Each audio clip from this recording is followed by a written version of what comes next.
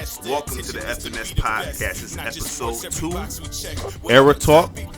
This one half for the F&S Podcast, Matt, a.k.a. Free. What's happening? This is Josh. Made the return for this next episode. So today we talking about eras. And what was we saying? Like the difficulty playing in each era? Is that so like we gonna try to bring out the pros and the cons of each era. Okay. Try to bring out the pros and the cons of each era. Give our opinion on the competitiveness of each era. Right. And we can go into some detail about that too, about what makes it competitive and what makes it not competitive. Right. I know you got the whole list of rules changes and stuff like that. I got that over here. I got the rules. You know what I'm saying? Like it's pretty much the rules is pretty much the significant rules. I was actually looking for a description of the rules, but for whatever reason I couldn't find that, or maybe I wasn't looking hard enough. But I do have the significant rule changes all the way from 1951 up to 2018. Not saying we tackling all that, but I got that though. You know, the significant rule changes. Yeah. You know. Yeah, so that's our plan. We don't have no set time for how long we're gonna spend on each era, but we just gonna chop it by decade. And being that we in the beginnings, we in the bottom half of the current era that we in right now. We in the bottom half of the current era that we in right now. So this is gonna be the fastest portion. Yeah, pretty much. Era. And mind you, this is a part one. We do this might be like a segment we do every now and again covering that.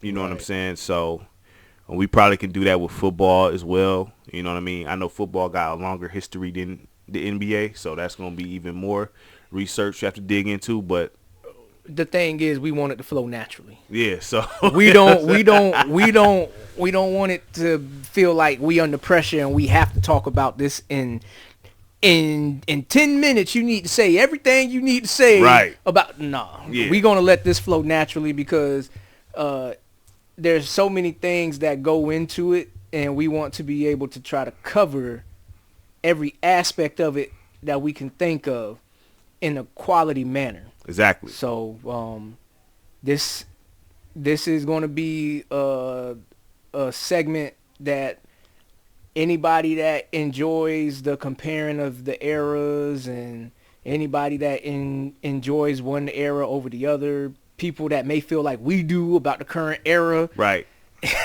Right. You know, so this could be something that y'all can buckle up and, ride to this too. Exactly. Listen to this at work. You know what I mean? Yeah. So how you want to start it off? So we're going to start where we at, and we're going to work our way backwards. Okay. We're going to work our way backwards. I don't know how much we're going to cover tonight, but we're going to do the best we can. Oh, yeah. So we starting up here. The past champions, the Nuggets? Yeah, the past champion. So the last 3 champions of the 2020 era. The Bucks, the Warriors, and the Nuggets. Yeah.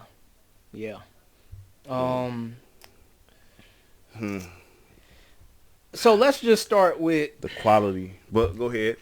The quality of this league. This is the quality of this league. If you listen to the first episode that we did talking about the top 10s, it's probably going to be some repeated points. I mean, yeah, I'm looking at these champions. You know, and like we was talking about earlier, because I'm looking at Jokic 2-time MVP.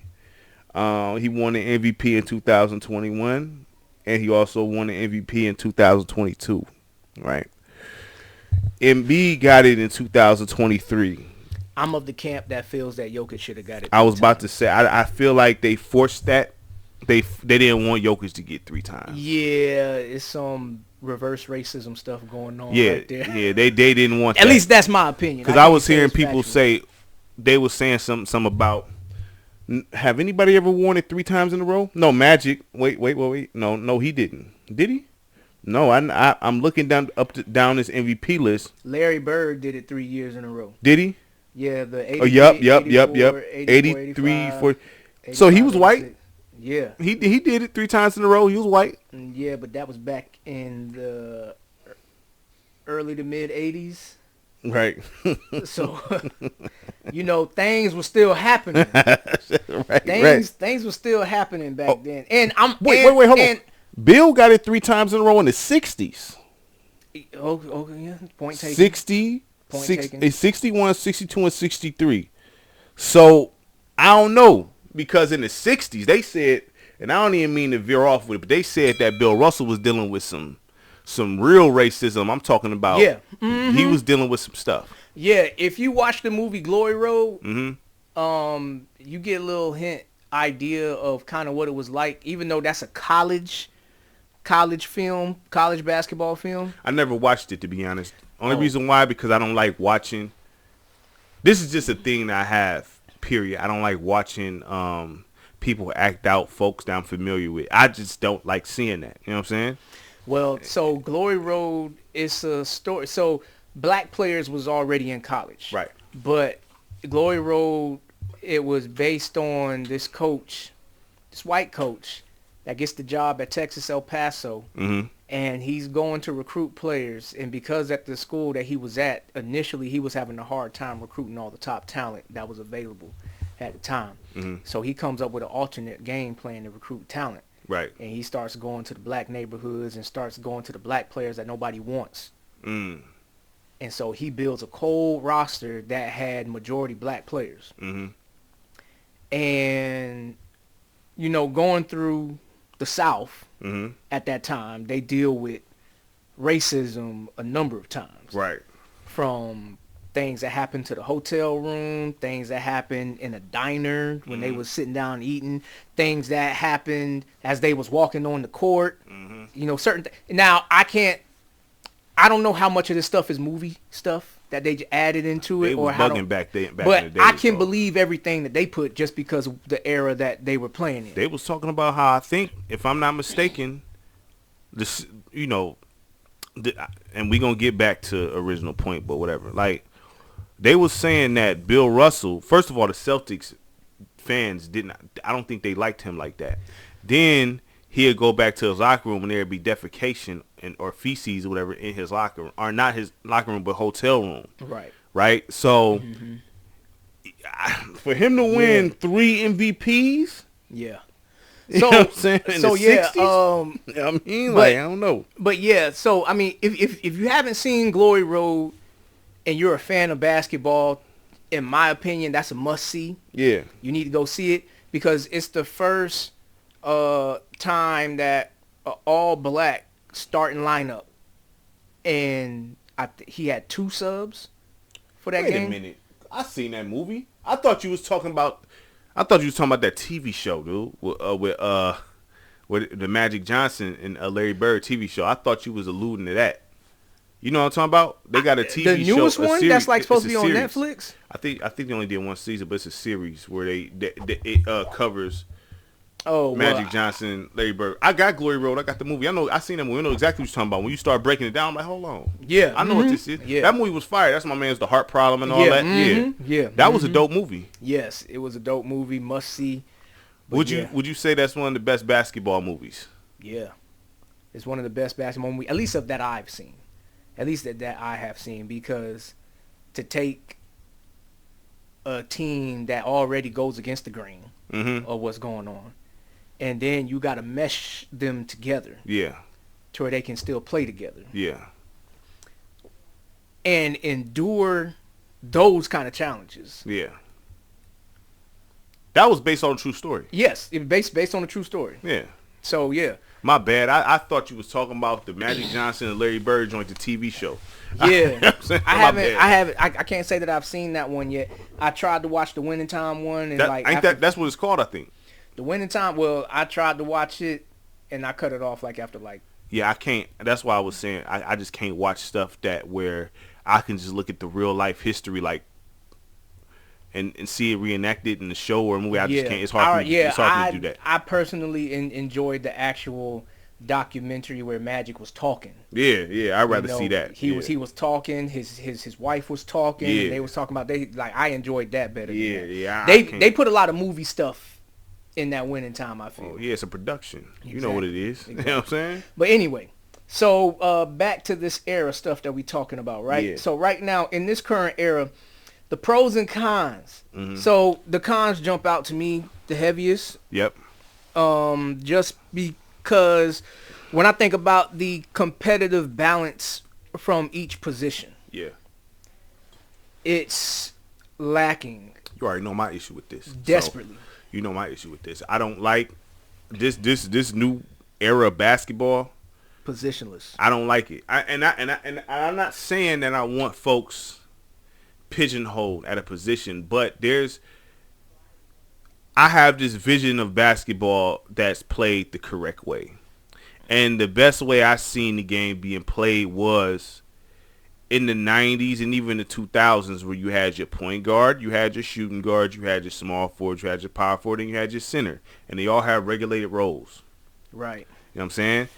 I'm not a fan of seeing Jokic play the role of point guard and distributor, because when I look at that, the first thing I think of is, man, if there was somebody to actually guard that, he wouldn't be able to do that. Honestly, you know what I'm saying? Yeah, but and on the same flip side of that coin, the Denver Nuggets is like the only team. Well, I ain't gonna say the only team in the league, but they're the best team in the league at players playing their role. Yes, yeah, I guess so. I mean, even then, like, my thing is this, right? I have a big issue with these big men trying to play the perimeter. I don't like that, because I understand. There's absolutely no way in the golden years, because this is not the golden years of basketball. Right. It's not. No, so this is not. In the golden years, you not going to see Jermaine O'Neal. None of them. Even Jermaine O'Neal could probably, if in this day and age, Jermaine O'Neal probably could hit a three. But you're not going to see him. You're going to see him at the corner elbow. of the free throw, the elbow shot. And that's where he going to be at. That's the furthest he going. Mm-hmm. He going to patrol the paint like he's supposed to. Now, all this stepping outside, like, there's defenses to stop that. That's the thing. The lack of defense is a problem, because the lack of defense allow these big men to do this. Right. And that shouldn't happen. Which is, I have to wonder, is this a rules thing, or is this more so a players thing? Because I think they both factor in it. The rule, I don't know, like, because 3 in the key always been there, so I can't say that. Right, but so, like, in the era prior to this, when James Harden had his prime years with Houston, right? Mm-hmm. And there was a time when defenders, the few defenders that was in the league at that time, mm-hmm. they didn't feel like they were allowed to play defense on James Harden. And so you players literally on tape, like, having their arms behind their backs because they anticipating the refs calling something. Well, that's all favoritism calls, though. Right. Star calls. Right. They all got that. Remember that I don't know if you ever seen that clip where the USA team was taking the picture and Magic Johnson was like, "Don't get too close to Jordan. That's a foul." Right. Exactly. You know what I'm saying? That was exactly. happening back. That's star calls. Exactly. But that don't mean don't play defense. Right. But I don't know if these coaches teach it, or it's probably, I don't know, man, because these players, man, if we pull this problem from the roots, players aren't being trained properly coming up. Well, that's a big problem as far as the AAU circuit. We seen star players talk about that, the AAU circuit. There ain't nothing to be said there. The AAU circuit does not teach team basketball. It's all about a bunch of individuals on the floor together trying to do a one-on-one thing. You know what I'm saying? You don't really see pick and rolls. You don't see plays being ran. Right. You don't see any of that. It's just all one-on-one. Even when you see players, when you see drills, it's all one-on-one stuff. Mm-hmm. It's all one-on-one stuff. You hardly see players working on a team thing or three dudes out there working as a team doing drills, always one-on-one stuff. It's never team things. So that's a problem. But also with these players, that they come up being so entitled and, you know, things like that, they make it hard to coach in the pros. They getting paid too much money. Yeah, they make it hard to coach. They don't listen. They getting paid too much money, and the NBA is reaping the effects of that. Because they already was having talks about revisiting some of these rules in the off season to change or try to reverse some of the stuff about defense and stuff like that, because it's been complained about so much. So I don't know if you kept up with it at all, but like they was like in the past couple of months, the complaint of no defense in this league has been just building up like a mountain. But the issue, these cats don't like to play defense. You pay them, they will. You pay them to play defense. Now they don't play defense. Well, for certain players, you know, because some of these guys, they haven't been demanded to do that. And I feel like the NBA got themselves in the hole when they made contracts fully guaranteed. Because now I don't have to perform. Do you think it's better if they had NFL style contracts? Yes. I agree. Yes. Now I do see that there's some messed up stuff to that side of it too, because it seems like with the NFL the issue is the owners have too much power and they don't value the players properly. I agree, but also in the same sense, because it's bad on both ends. You got the owners don't do everything right and the players don't do everything right. Right. So it's just, and that's the era of humans. So I mean, nothing is perfect. But the thing is, these players, you getting paid all this money. You don't go out there and give. Like, we seen these guys talk on the podcast about how these dudes get to the league and feel like they made it. They don't even practice no more. They don't even work on their craft no more. Nothing. I mean, yeah, they don't do nothing. I don't got to worry about moms no more. Yeah, but that's a whole discussion for another day, man. That right I'm there. just saying, it goes into it. I feel you, but these dudes, and I didn't know this until I guess you could say fairly recently over the years, right?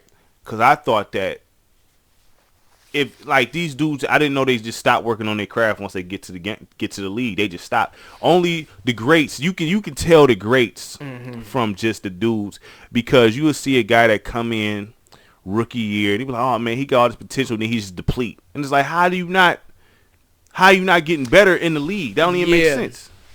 Yeah, I mean you got all this, like you got 24-hour access to the gym. You got all the coaches that can, you know what I mean? You got everything. You got more resources than you had when you was on the street to get there, and you just stop. That don't even make sense. They don't love the game. They don't love the game.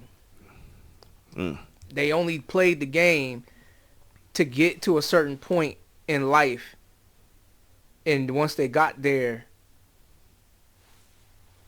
the real roots about how they feel about the game is easily exposed. But then we also talked about this. Another problem with this era is a lot of people's kids that play, their kin folks in here, so they coming from rich circumstances. You know what I'm saying? Right. They don't go like Glory Road, like we was talking about that. He went to the trenches to get them dudes. Right. You know what I'm saying? They don't do that no more. Yeah, and I don't know, maybe the NBA has a reason for trying to swing it that way, because, I mean, okay, let's just put everything out, right? When you go get kids from off the block, you could potentially have off the block issues. Hold on, but back in the day, what? All these dudes was on drugs and all that back in the day. I know. What do you mean? Like that's what I'm saying. But you had the best basketball too. Yeah, I mean, because, like, you know what I'm saying? Like, so I mean, that's what they lived for. Right. That's what they lived for. Yeah. And so the NBA, they playing this funny game. They playing this funny game of, you know, we we not valuing the right things here to make the best product? I think that's obvious. It's pretty because these dudes that's come, like, look, man, the game back in the days, it was more rugged and raw. Call it what it is. Right. It was more rugged and raw. These dudes, you used to get looked at as soft if you even called a foul. Right, but now that's like standard. But even then, just the players, even the look of the players, it's not. It's you got all these soft. I mean, look, man, I don't even want to take it there, but it's not like back in the 90s. You had cats that was literally they went for, you hear their origin story where they came from. Right, exactly. That it's like, yo, man, this is and this was my way out, and they fight not to lose it. This was my way out. These dudes, it reminds me of, was it Manziel? Johnny Manziel. He talked about how his rich family, oil. So he did, even if he out the league, he's straight. You know what I'm saying? Right. Sound like football is a hobby to him. So a lot of these dudes that's coming in the game, basketball, they do with or without. You know what I'm saying? I mean, that's why I said if we pull it from the roots, they not being taught the right way from the beginning. Yeah. Like you said, we can have a whole nother segment on this, or we can talk about it now because it impacts the last era. But these kids, they've been given everything. Yeah. They've been given everything. Yeah. I'm gonna use a couple of players as an example, but so when you go to high school, right? Say you got one of the top players in the country that play for the squad, but academic wise, he's an idiot. Right. That's always been the case, but go right, ahead. yeah. You know what I mean? So, he's failing the classes essentially, but because we got this big game coming up against our rivals, we need him to play because by the letter of the law, he's not eligible to play if he's not passing academic wise. Now I'm gonna say something that's not, I guess you could say, popular to the people, but I don't care really, right? So this is what it is, right? You got, this is the thing, right? I use myself as an example because when I was in school, but I actually got my grades so I could play. I didn't care about school. I only cared about basketball. Right. You know what I'm saying? So I guess this would be kind of a contradiction. But the thing is, if there's a dude like that's just he's going to the league, point blank period. This is just what it is. He's not going to graduate college, none of that. The only reason why he's going to college is just to go to the league. Right. This is all pointless to him. You know what I'm saying? Mm-hmm. So I'm not necessarily upset about that per se because he's not going to school he's going to school to play basketball. He's going to college to play basketball. He's not going to finish college. Right. He's only going for a semester, take some BS classes, whatever the case is, roam around, and then go to the draft. Yeah. It is what it is. It's been a messed up system from the roots. So with something like that, it's been that way. That's never going to change. So I can't. It is what it is. Just the thing is when you give certain people free passes, which is I do agree. He's not doing this but I do believe that there is some basic skills that people need to have in order to function. My thing is with the grade talk. Like my thing is this, right?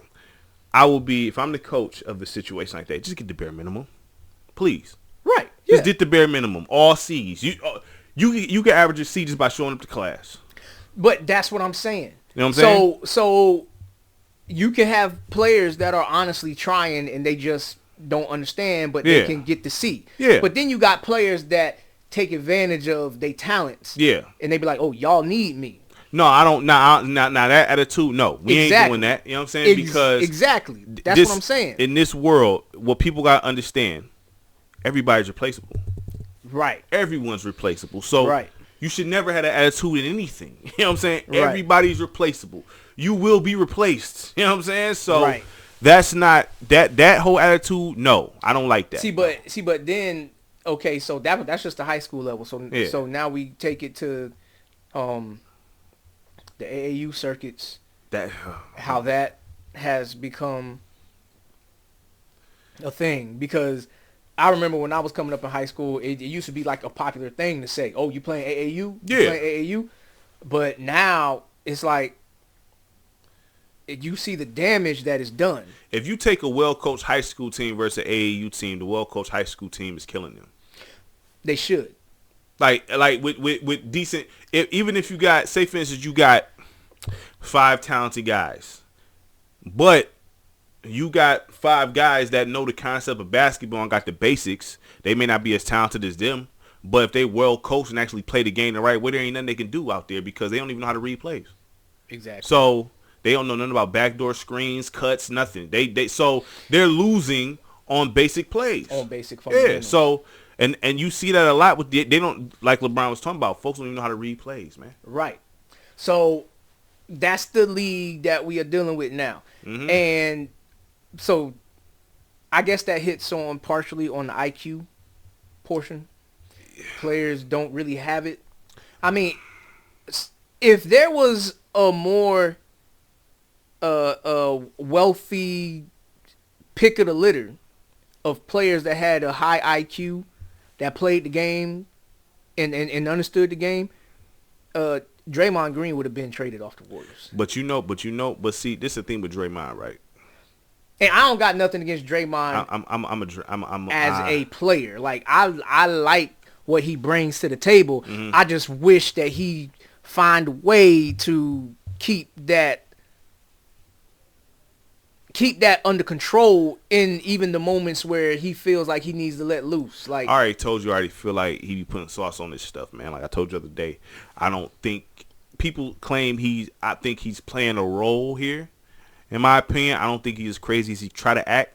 Personally, I just think that he's just doing these tactics because he can get. Well, he's not getting away with it at this moment because the Warriors not winning. But it's one of these things to where it's like he's not a Ron Artest or Dennis Rodman where these dudes really got screws loose. So all that stuff Draymond Green is doing to me is an act. But the thing is, with a guy like Draymond Green, a guy like Rajon Rondo, these guys got supreme IQs, but you know where you can find the players with the high IQs? You go to the trenches. Oh, well, yeah. Because this is what they live. Like, you know what I'm saying? Like, they don't want to go because they feel like, for whatever reason, the NBA feel like they can't market those guys, but you got a guy like Allen Iverson. That the game still look like today. Yeah, but the NBA didn't like AI. But he look, this is the business portion of the game. He is the most, I would say, they say he's one of, at the end of the day, he's up there as far as influence. The game look like him. Right. To this day, the game look like him. Right. To this day. So the guys who study the game and live and breathe the game is in the trenches because they feel like that's their way out. But y'all not going there. You going to these places where the kids they got have everything like, thrown at them. It's one of these things, not what you know, who you know type thing with these new kids because they got family that played in the league and all this type of stuff, so they're able to skip certain steps. You know what I mean? Yeah. And I feel like when it comes to that, it's a shame if you think about it how many high IQ players exist in the game today. It's bad. I mean, if you watch the game, if you watch basketball now and just look at it, it's not a good product to watch, man. Like at all. It's not good. Everybody. It's not entertaining. I get more frustrated than anything. They don't play defense, and all it is effort. It's effort.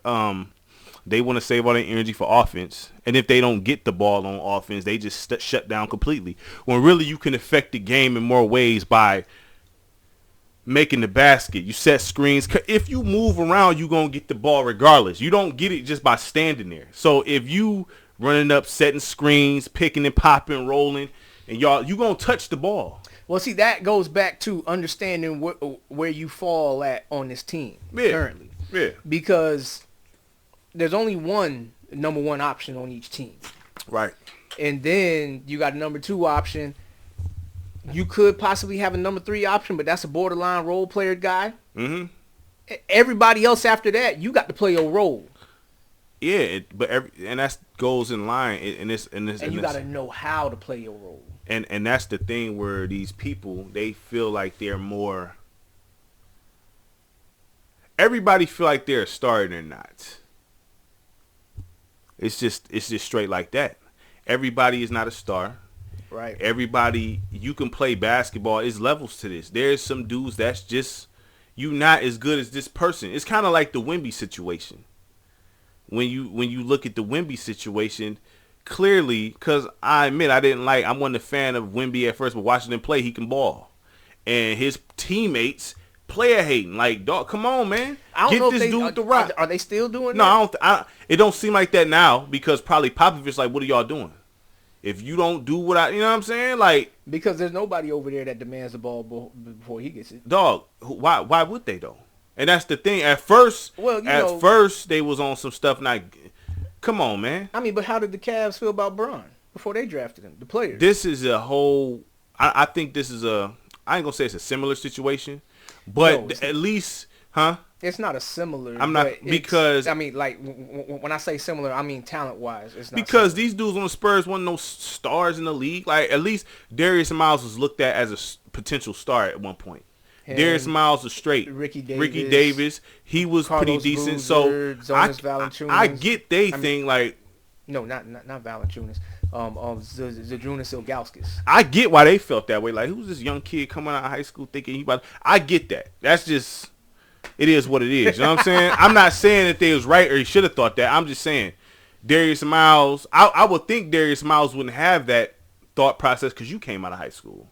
Right. You know what I'm saying? But, you know, that situation was different. These dudes on the Spurs ain't about nothing. You know what I'm saying? So, and y'all, Wemby is clearly better than y'all. Clearly. This is not even a debate. This isn't hard to see. And y'all, it's like, come on, man. People already looking at Wemby like he's going to be having his name at the table of the GOAT when his career is all set. He gonna have to be. First of all, this is what falls against Wemby. He's 7'5", right? He's 7'5", right? Something crazy like that. How many 7'5" players lasted that long as far as durability?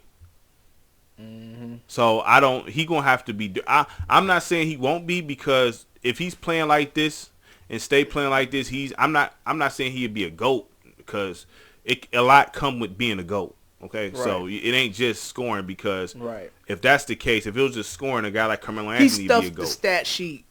Wemby stuffs the stat sheet. That's pretty much. And also I can't knock the air. I can't knock. He doing what he doing against who he doing it against. But the era, yeah, because if you put Wemby in the 2000s, yeah, he not doing that. He not doing that in the 2000s. I see it being at bare minimum, it'll be extremely more difficult. These dudes was cock strong in the 2000s, even in the 90s. Like, they're not finna allow that. So this is the point that we making about this league, right? How many high quality centers exist in this league? None. No, my bad. Hold on. Embiid, he is, but my issue with Embiid, he frustrates me more than one of. I think everybody has the same issue with Embiid. He frustrates me more than almost anybody in this league, because Joel Embiid can be as dominant or more dominant than Shaquille O'Neal. Because he got more skills. Joel Embiid is a big dude, man. Right. There's nobody, if he plays down low like he's supposed to, Philly will have a championship.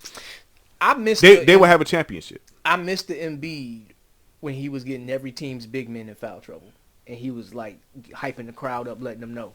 Like when it was like Whiteside, when Whiteside was on Miami, and every single time he had that matchup, and Whiteside couldn't do nothing with him, and Whiteside would foul out, he would like go point, like saying go to the bench. Yeah, I missed that Embiid. Joel Embiid, even him shooting jump shots, I don't care about. He shouldn't be. No, he should be down. If he was down low, he would have the highest field goal percentage. No one would be able to stop this dude down low. They would have a title. Well, see, the thing is, like, I don't know what happened, but he's looking for the 3. I don't know if that's because of direction. Well, this is a Steph thing because look, the man, Warriors thing. Just because Steph You know won what a I'm ring like that doesn't mean that everybody need to follow that format. Because the Warriors is the only team that had the right to be shooting as many threes as they shoot. But they the reason why people trying this mess. And remember when Andre Drummond was out here trying to work on perimeter shots. Salute to Mark Jackson, by the way. Yeah, for real. We y'all know what y'all did. Yeah. Then it was Andre Drummond trying to shoot threes. Remember Dwight Howard out here? Like, chill out, man. Like, what is y'all doing? Like, Joel Embiid should be down low. The Sixers would at least, I swear, they would have one championship just with him and his role players, because all they got to do, who in the league can stop him down there? There's nobody. None. There's nobody in the league. Jokic can't stop him because he don't play defense. Rudy, $200 million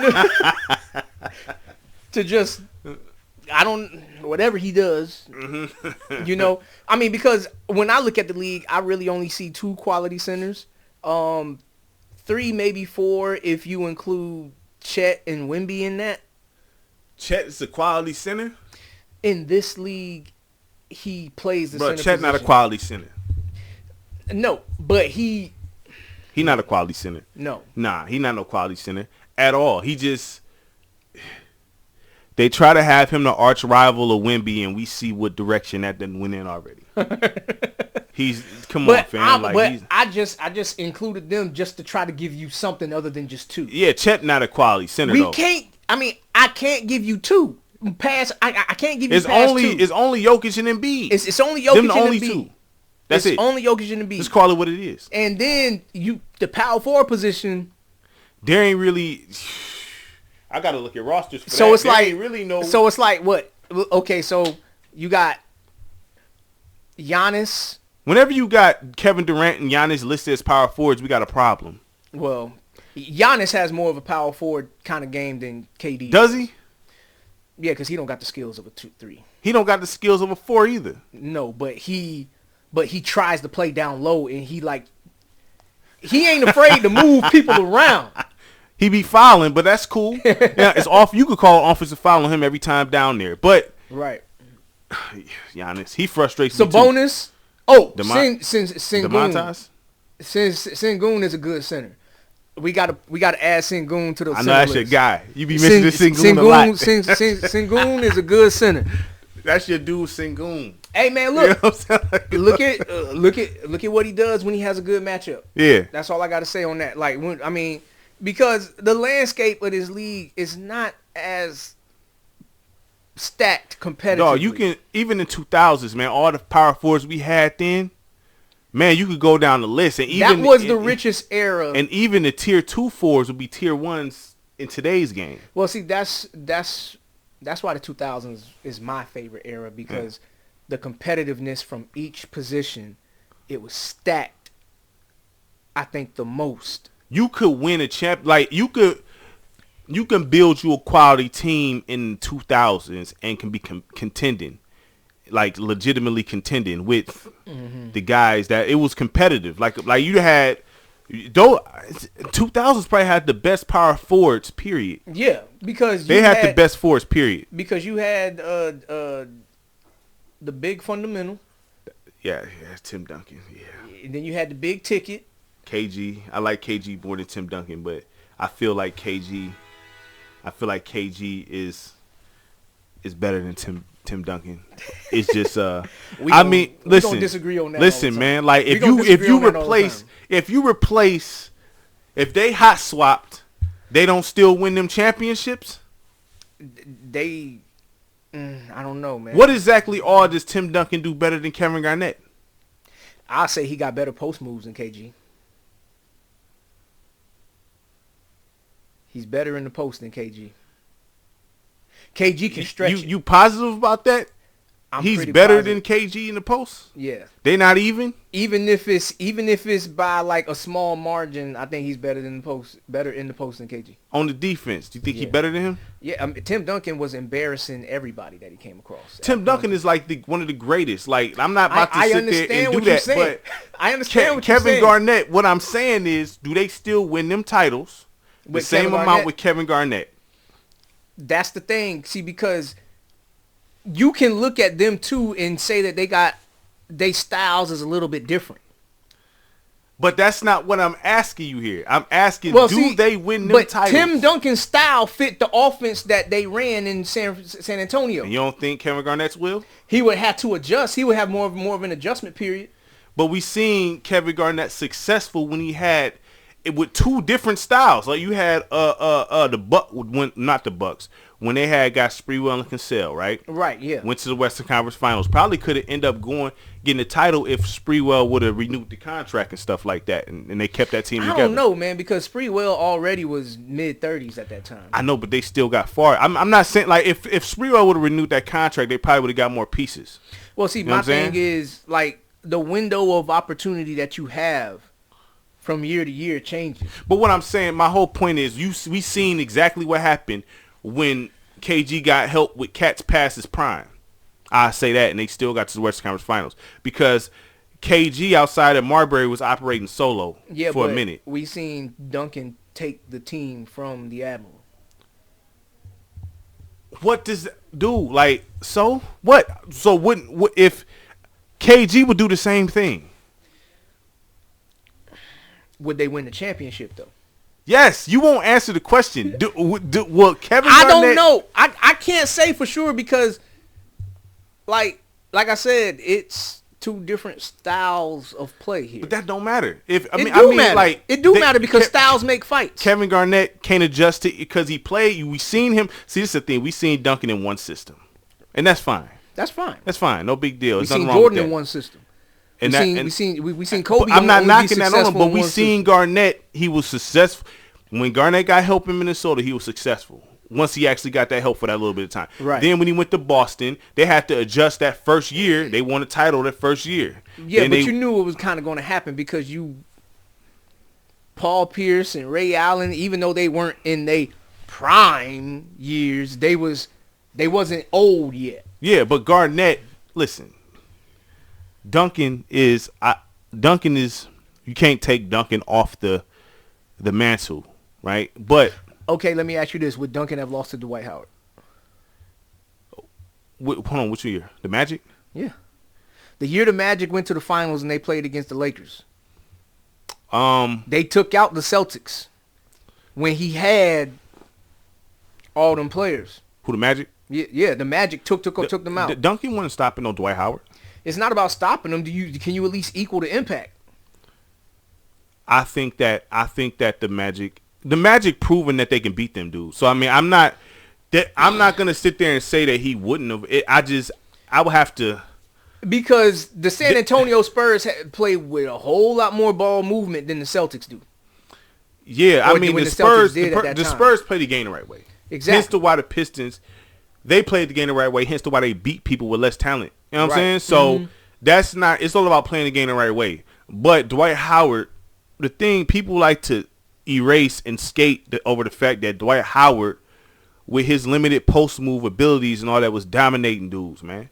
And, and he was getting busy, Dwight Howard. Like, that's not no. Dwight Howard should be in the Hall of Fame, a first ballot without question. You know what I'm saying? The dude complete with all-time defense. Right, yeah. I don't think Tim Duncan is getting off on Dwight Howard all like that. No, I'm not saying that he dominates him. What I'm saying is, and not to even cut you off, they had who was it? Stan Van Gundy was the coach, right?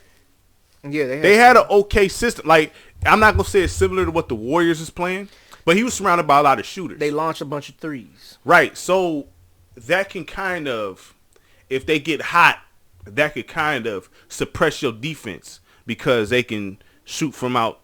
Like, if you let's look at this, right?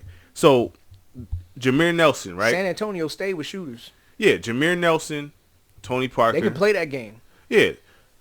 Obviously, Tony Parker is bigger than Jameer Nelson. He's better than him, too. Who do they have? But Jameer Nelson, I think he was underrated, too. Mm-hmm. I think his All-Star year, he got hurt. I think Rayford Austin is actually underrated. Yeah, he was on that team, too. Second team point guard. He'd be a better matchup for Tony Parker.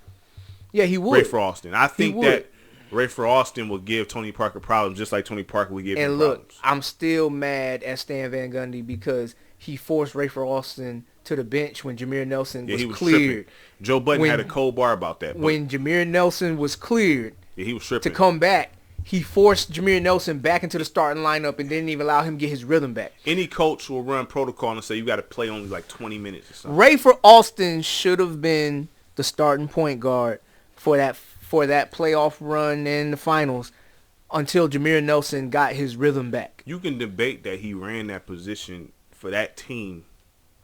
I ain't gonna say better. I'm not saying that, but I'm saying I ain't gonna say better. I'm not. He saying just brought a different element. That's what I'm saying. I'm not saying that, but with his size, and Rayford Austin, I would say have a better offensive game in the sense that Jameer Nelson. It's debatable, but Rayford Austin can handle the ball better. He skipped to my loop. I mean, yeah, but people don't give him credit for that. Like in the league, they kind of, That's fine. They don't have to. People got to know they got to. A lot of people don't know his history, man. Yeah. You know what I'm saying? So, I think Rayford Austin is slept on as a point guard. I'm not saying that he was better, but he may have fit that. He better than a lot of these cats today. He may have fit that situation better. At that time against that team, that matchup, I think Rayford Austin is better than half the point guards in the league right now. That's not no debate to me. But who was they two guard? Michael Pietrus. And who was that? Was it Bruce Bowen at the 2 for the Spurs starting? I believe so. Because Ginobili didn't start. So no, it was Bruce Bowen, right? Who was they 3? The Spurs. The 3, was it Steven Jackson that year, or was he already gone? Steven Jackson was already gone. Steven Jackson had to be already gone. That's something we gotta look up. Yeah, what year was this? This was 2000. That was the year that the Lakers won the championship. That was like in 2009. That was 2009. It had to be 2009. Yep. So 2009. 2009 Orlando Magic. Let's look that up. I thought you was looking at the Spurs. Oh, Spurs. My bad. Spurs. Yeah, maybe we can look up both of them because I don't know all them dudes off top. Why don't you look up? I got the Spurs. You got Spurs. Let me go. They had Michael Finley. Let me get Magic. Who? The Spurs. The Spurs. Well, how effective was he on that spot? I forgot he was over there. Was he doing numbers over there? Let me see. I'll tell you right now. Michael Finley played 77 games, averaged 28 minutes. Michael Finley. Michael Finley, he wasn't killing like that. He only averaged 9. I forgot. Let me see. They had Roger Mason over there. Mm-hmm. Roger Mason. Then they got like contribution from everybody, even if it was very minimal. So I'm looking at this Magic roster, 09. I already know that roster, bro. You a Magic, so I suspect that. But I'm looking at this. Keith Bogans wasn't bad at the 2. He was all right. He wasn't going to be getting more clock than Pietrus though. But he was a good bench player to keep things going. But that was also the they had JJ Redick. Yeah, we had JJ Redick and we had Courtney Lee. Yeah, so y'all was solid at the 2. So, but Courtney Lee was a rookie at that time. He was still solid. Then Ty Lue. You can make an argument that had Courtney Lee would have made the layup, the Magic would have had the advantage in that series. Probably would have. You know what I'm saying? Mm-hmm. He probably would have. Let's see. I wasn't a fan of Brian Cook, bro. Nobody is. Not a fan of Brian Cook, dog. He used to drive me up the wall. He didn't get no minutes, though. He ain't get no minutes. Well, did he play for L.A. first or Orlando? Because I remember him for L.A. I don't really care. You know what I'm saying? Tony Battie. He was gone by that time because, listen, nobody cared about Tony Battie, all right? It was all about Dwight and Gortat coming off the bench. And then Gortat listed. So Gortat was listed as a 4. So he played the center majority of the time with y'all. Yeah, he played the center. I like Gortat. Center. He played the backup center most of the time that he was with us. Then we had Rashard Lewis. Yeah, Rashard Lewis was our starting 4. Mm-hmm. Then Hito Turkoglu was our 3. And then we had Yeah, y'all was look, man. The Magic could have. They listen. You can't say they couldn't beat the Spurs. They beat everybody else. They beat.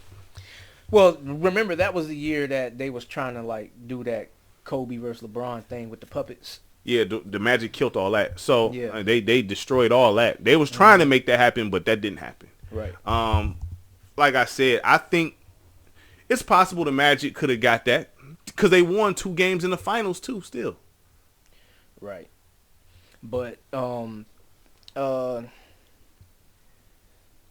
anyways, to get back on subject. We was talking about how many good 4s are in this league. It's none. I mean, it's not, dude. Like there's Sabonis. Who's the real? Okay, how about this? I say this question: who's actual real power forwards with the actual body type of a power forward that play like a power forward? Nobody plays like a power forward. Exactly. But nobody really plays like a center either. Exactly.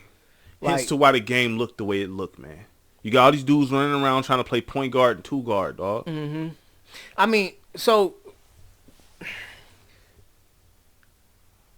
this is the reason why this league is hard to watch, because it's very top heavy of talent.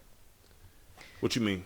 Meaning that once you get past naming maybe 25 good quality players in this league, it's a significant drop-off. It's bad. It's real It's bad. a significant drop-off. It's horrible. Like the point guard position is now just, you just labeled a point guard, but in most cases the guys that are labeled as point guards really play like 2 guards. They have a guy labeled like when we last show we talked about, and I seen Tyler Hero labeled as a 2, as a 1, which threw me all the way off. But he not even the primary ball handler.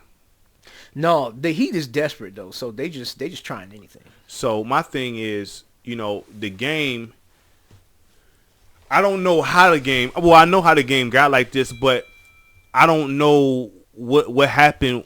Well, in a sense I do, but the coaches, they trying to do what make money, but really they're not understanding that it's harming the game. Well, who is it? What's the commissioner's name? Adam Silver. He said that, the game is kind of not, because it's just like you said when you play ball with my mans. He didn't even know how to even play center, and he was huge. He was the tallest dude out there on the floor. I pulled him out in front of everybody, and I told him to look around, and I said, "Who can you not see over?" Yeah. So why are you trying to play out here so much? It's not that playing out there every now and again is a bad thing. Mm-hmm. But it's if that's where you live at, Mm-hmm. then you limiting your impact on the game. Exactly. Because now you allowing the guards to be able to equal what you do, and most likely they're better at it than what you do, because that's naturally what they should be doing anyway. It's no most likely. They are. Straight up, because that goes to the point of Jokic. If you airdropped Jokic in, let's say, 2002, his best chance would be on them guards is not finna allow him to even be out there without stripping that ball, man. It's not even the fact that you big and physical. He wouldn't have a chance to put it on the floor out there. It's not gonna happen, man. He's not taking the ball up. Sometimes he do. No. I mean, I'm talking about in that era. Yeah, so I mean, but he wouldn't even get have a chance to go out to the perimeter and do the stuff he doing. Well, I don't know, man, because I can't say that he won't have a chance to. I would say that his impact would be a whole lot more limited, because the thing with Jokic is every game is pretty much an all-you-can-eat buffet for him. He can play the game however he wants to play it, no matter who he's playing against. He can decide to have more of a perimeter dominant game by taking more shots out there, or he can just take you down low and just be like, can't nobody guard me down there, so I'm going to just kill him down there. So, with what you just said, is he the best player in the game right now? Well, we said that he is. Yeah, he is. We said that he is in the first episode. So I feel like, I mean, and part of the, but that's a product of this era. It is, but part of the NBA's issue is also they don't market the stars as stars either. Well, because Jokic should be marketed as the best player in the league. He should be. I mean, I don't think it's a good look, but you know what I'm saying? As far, man, look, if Ja would have never picked up the guns. I mean, if Ja would have never picked up the guns, we probably would be having a little bit of a different conversation. Let me tell you this thing with Ja, right? I'm not saying he's Allen Iverson, but I'm looking at Ja's game. I could see him having an influence of an Allen Iverson. Well, I'm going to say an influence of a Steph Curry, where you got these dudes that want to come in and play like Ja Morant. He's got to win doing it, though. He do, but it took a minute. He's got. By the way, it took a minute for Steph Curry to win. By the way, I have to say this because I feel like this is something that doesn't get talked about when we talk about coaches in this league. We put Spoelstra up there, right? I believe his name is David Yeager. His name needs to be up there too. Who is Memphis. Let me make sure that's right. You know what I'm saying? I believe his name is David Grizzlies Yeager. head coach. I think, but people do give him props. I never hear his name come up. You know what I'm saying? I think people. I never hear his name come up. But David Yeager is one of the best coaches in the league. If that's his name. Let me just make sure it's correct. You know what I'm saying? No, Taylor Jenkins. Yeah, Taylor Jenkins. I mean, but like that's a problem with today's game. They don't market the cats who's winning. They try to force stuff. David Yeager is a good coach too. I'm gonna say that David Yeager is a good coach too, but Taylor Jenkins his name needs to hit the table. He's been dealing with a under-talented hand. Like his second best player on that squad, you have to choose between Desmond Bane but wait a minute. or Jaren Jackson. You said that's supposed to do the exact same thing though. He deal with a bad hand too. No. But that's why I said if we're gonna put Spoelstra up there, we need to put him up there too. Yeah, okay, that's fair. I'm just saying, like, you know, because Spoelstra, right? This dude stay with a bad hand. Yes, but what they doing in Miami down there under the influence of Pat Riley. I don't know how much Pat Riley is in Spoelstra's ear or in the players' ear, making sure they be at meetings and workouts and stuff on time and meeting certain requirements. I don't know how strict Pat Riley is down there. They had a reputation for being strict. Like you can only be a certain percentage body fat and play for the Heat. And you see them went to the finals. Right. So, I mean, and that goes to what we were saying earlier. If Pat Riley is old school, okay? Right. Old school. Magic Johnson was old school. Right. That's why this dude quits every time. He's like, I can't take this. Right. You know what I'm saying, man? I don't blame Magic Johnson for leaving because Magic Johnson strikes me as a guy who can't tolerate certain things. He can't tolerate the new thing. You know what I'm saying? So it's like, nah, I'm not even going to stick around. I can't deal with this. So Pat Riley is the type that he's not. You see what he did with LeBron? Like, dude, you don't run nothing over here. Right, exactly. You don't run, and which is correct. That was the best situation that LeBron has ever been in. Like, and they was handling their business, but he's like, you don't run nothing over here. So it's like Pat Riley is not going to allow the players to dictate anything. It's like, no, you gonna get in line, or you're not gonna be on this roster. Pat Riley, whatever Pat Riley is supposed to set up, as long as you handle your business, you guarantee some sort of success. Right. You know what I'm saying? So that's a big problem with today's game too, because of what franchise do you see that do that? Right. And so when you look at the landscape of the league, it's not cream of the crop talent here. Nah. It's not cream of the crop, and you don't got a lot of depth in it. Oh no, it's terrible. It's once you get past 25, maybe 30 if you stretch it, then you drop off pretty significantly. Would you say Ja Morant, if he wasn't getting in trouble? I think Ja Morant, I don't know if is it a no. I think Do you think Ja Morant did too much damage already to even be considered as the face of the league? It depends. Or is it recoverable? It depends on what kind of man he comes back as. Because he had the potential to, I mean, he kind of still has somewhat of the potential. He has the daughter that's normally always on the sideline, the cute little girl. She is a cute little girl. And then he's still young. Do you think, but see, back in the days. But the social media is a cold piece now, though. See, but the thing that's going to work against him, this time that he's given up by getting in trouble, doing foolishness, and now because of his injury, you've opened the door for somebody else to take that. Anthony Edwards. He crept right in. Right. And so the only issue is Anthony Edwards plays for Minnesota. Yeah, but Anthony Edwards plays for Minnesota. Yeah, he got that going against him, but he plays for Minnesota. His teammate is Karl Anthony Towns. So you already question how many games they gonna win. But they're at the top of the West still with that. Like he's playing, he's doing what he got to do. It's not like he one of these dudes like, man, I play for this bad team, because you got some players like, man, I play for Minnesota. Nah, he up there, he handling his business. Right. You know what I'm saying? Like he doing what he's supposed to do. Anthony Edwards has the mentality that you want every player to have. Exactly. So, I mean, would it be a fault to his? Like, this is the thing. Because this is another thing with the eras, too.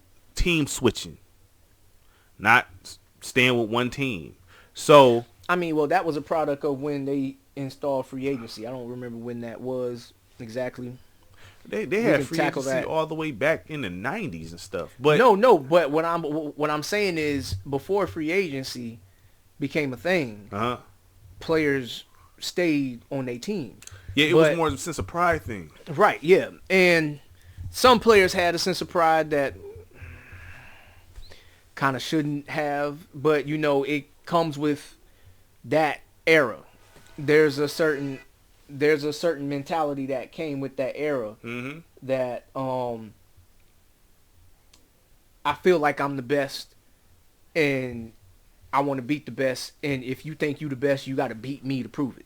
Yeah, that's what I wish players move like that, because think about it like this: if your leader feel that way, your role players is gonna feel that way too. You know what I'm saying? So just because that's a double-edged sword too, because on one hand you can have players that think that way and they can have all the support in the world that keeps on sustaining their thought process to think that way. Yeah. But then you got other players that are in unfortunate situations that they can think that way and they can kind of know that, but in the back of their head, they can say things like, man, if I had just like one dude, if I just had one dude, I can show the whole league that he ain't really as good. He doing that because he got all of this over here. So now we talking about organizations.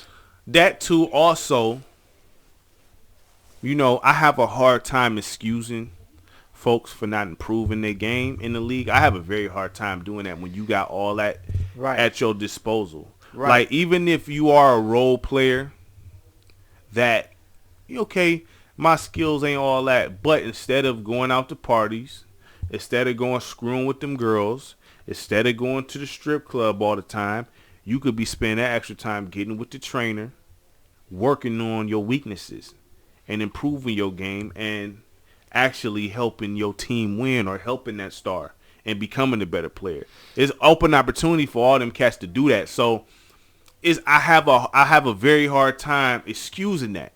And this era has become the era of fake Kobe love. Yeah, we all know what it is with that. I'm only saying that because of what you said, because Kobe was the ultimate example of somebody that went the extra mile to work on their game. Well, it's like this. The NBA, let's call it what it is. It's a career, and when you go to work, I'm not going to work to make friends. I'm going to work to get your job done. Right. So that's what's Kobe's approach to it. We're not friends here. I mean, if something naturally happened and we is cool, that's fine. But What did Kobe say that I thought was dope? He said something about how, okay, you want me to go out and hang out with you? That's fine, drink and all that stuff. But you gonna cool. be with me in the gym. But I'm come knocking on your door 5 a.m. Now you come hang with me. Exactly. I don't see nothing wrong with that. There's nothing wrong. Because my whole thing is, if I'm running an organization, right? If I'm the head, I can't control these grown men, right? But my whole thing, no, what I'm saying, this is what I'm saying. Mm-hmm. I'm not. I can't control what y'all do, right? I can't.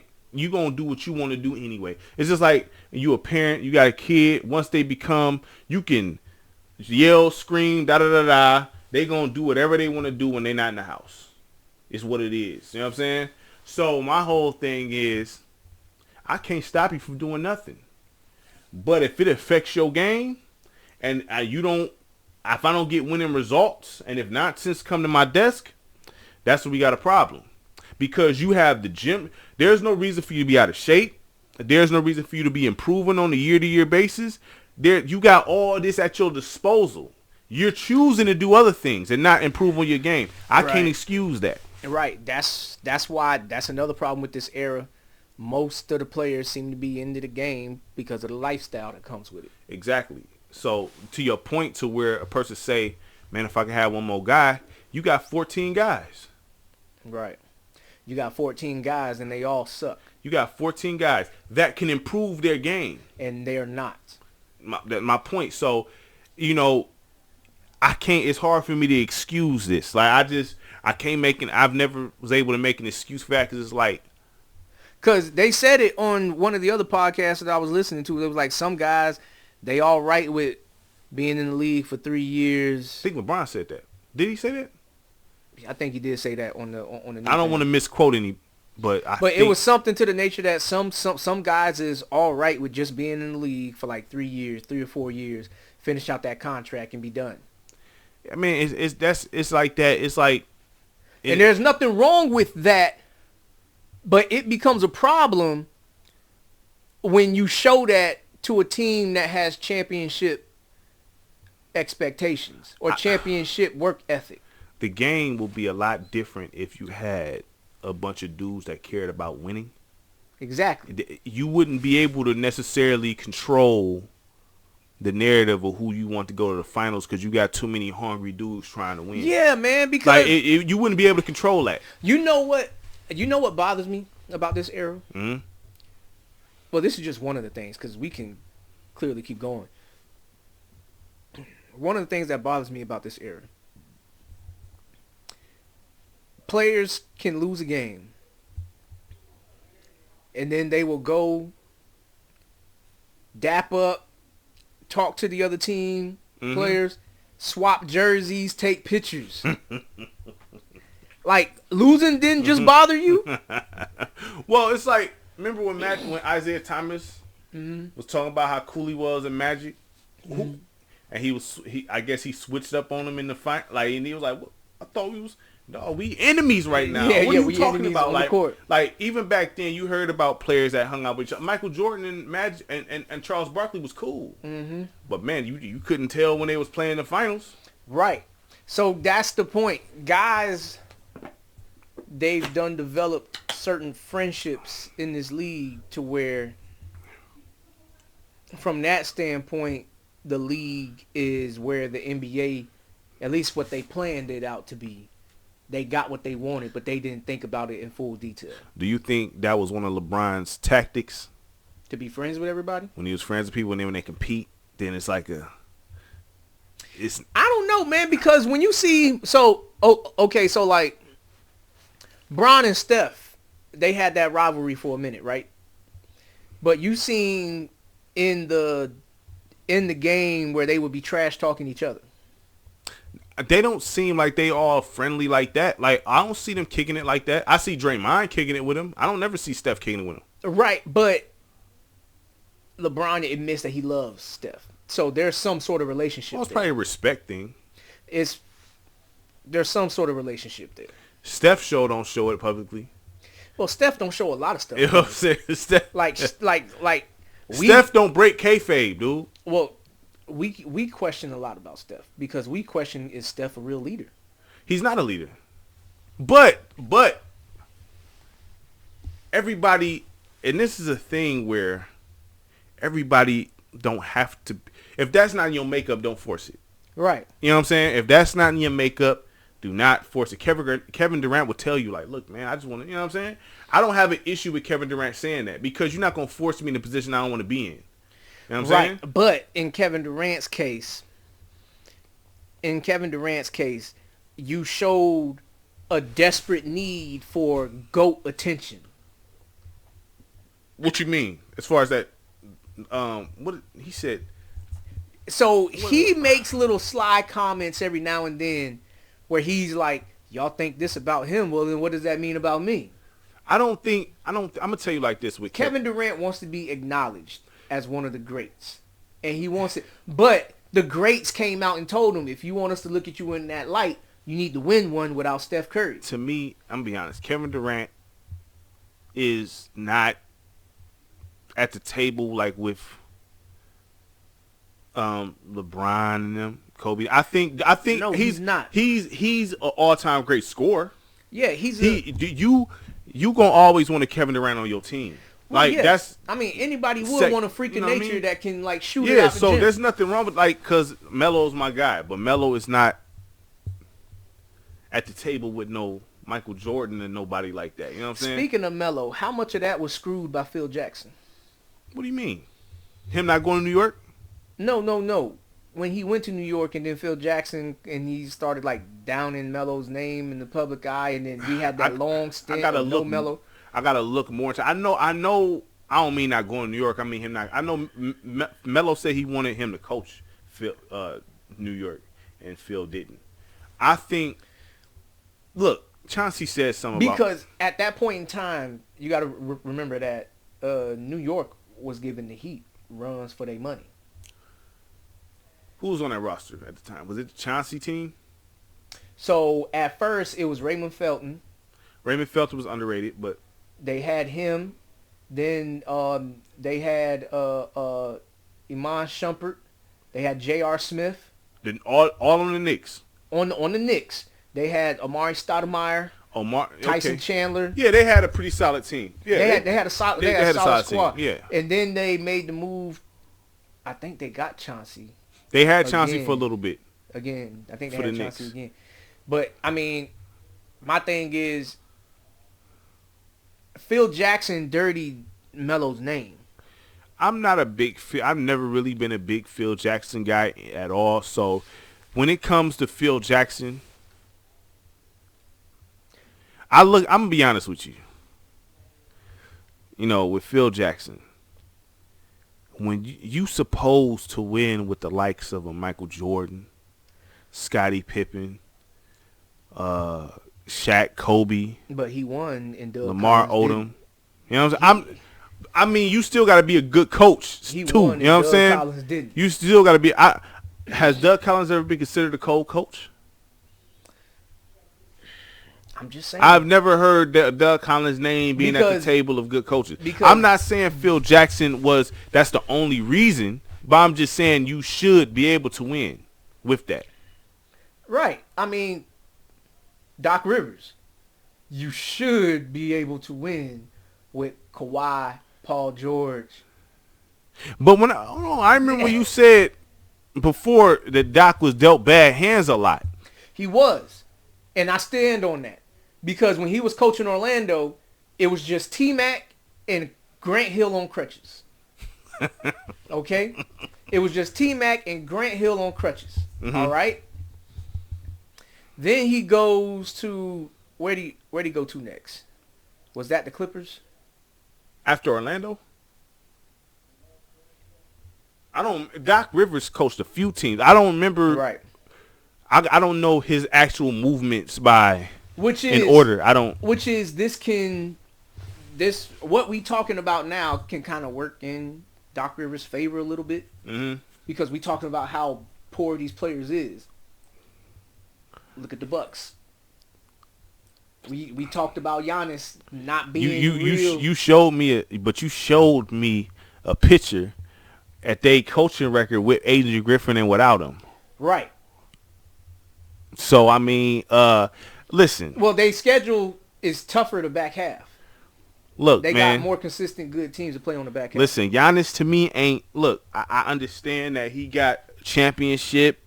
And I understand he got an MVP, but Giannis is nothing but, and this is not a slight to Russell Westbrook. He's nothing but a 6'9" Russell Westbrook. That's all he is. Mm-hmm. He can't shoot. Still can't shoot. Mm-hmm. His handle is suspect. All he does is charge. Mm-hmm. He plays an aggressive brand of basketball, which is fine. Mm-hmm. He does. You know what I'm saying? But what skill do you see in Giannis Antetokounmpo to say, oh yeah, he's sitting at the table with so and so? He don't have that. He don't possess. And that's the problem with the Bucks now. But Giannis does possess something that don't exist in 99% of the players in this league. Heart. Every game he's trying hard. That's good. I respect that. But Dame is the most skilled player on that team. Yes, but he don't play defense. Yeah, but when he's the most skilled player and undersized on your team, then that's an issue. But you seen Giannis thinking on it when they got Dame, and he's like, "Yeah, this is Dame's team." He's saying that for the camera. I don't think he believe that. With Giannis's personality, I think I can believe it. With Giannis's personality, Giannis is like a really nice guy. Is he? Yeah. Is he? Because Adrian Griffin got fired. You know what I'm saying? Because of him. Because, I mean, well, you know, that was messed up. But outside of that, Giannis didn't present any alpha male kind of stuff. He doesn't.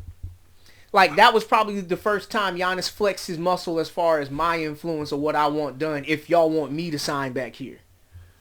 Yeah, but this is the thing. That's why when I say roles, because what I'm about to lead into when I said about players improving their game and stuff like this, you could become a Drew Holiday and have a very big impact on your team. Yes. You don't have to be Dame Lillard because Dame plays no defense. So in a sense, he can take away in certain instances, like the Bucks. You know what I'm saying? So anybody that only values one side of the ball, right, can be equaled out by somebody that plays both sides of the ball. Exactly. So very easily. That's the point I have with these players. Mm-hmm. It's like this. It's like in music, right? You got some dudes who can't rap a lick but can make a cold hook. Mm-hmm. You know what I'm saying? And the hook sometimes more important than the song. Right. Or more important than the verses. Because that's what people remember the most. Right. So the thing is, you got these dudes that's in this league. Okay, they only look at, man, I'm not scoring like that.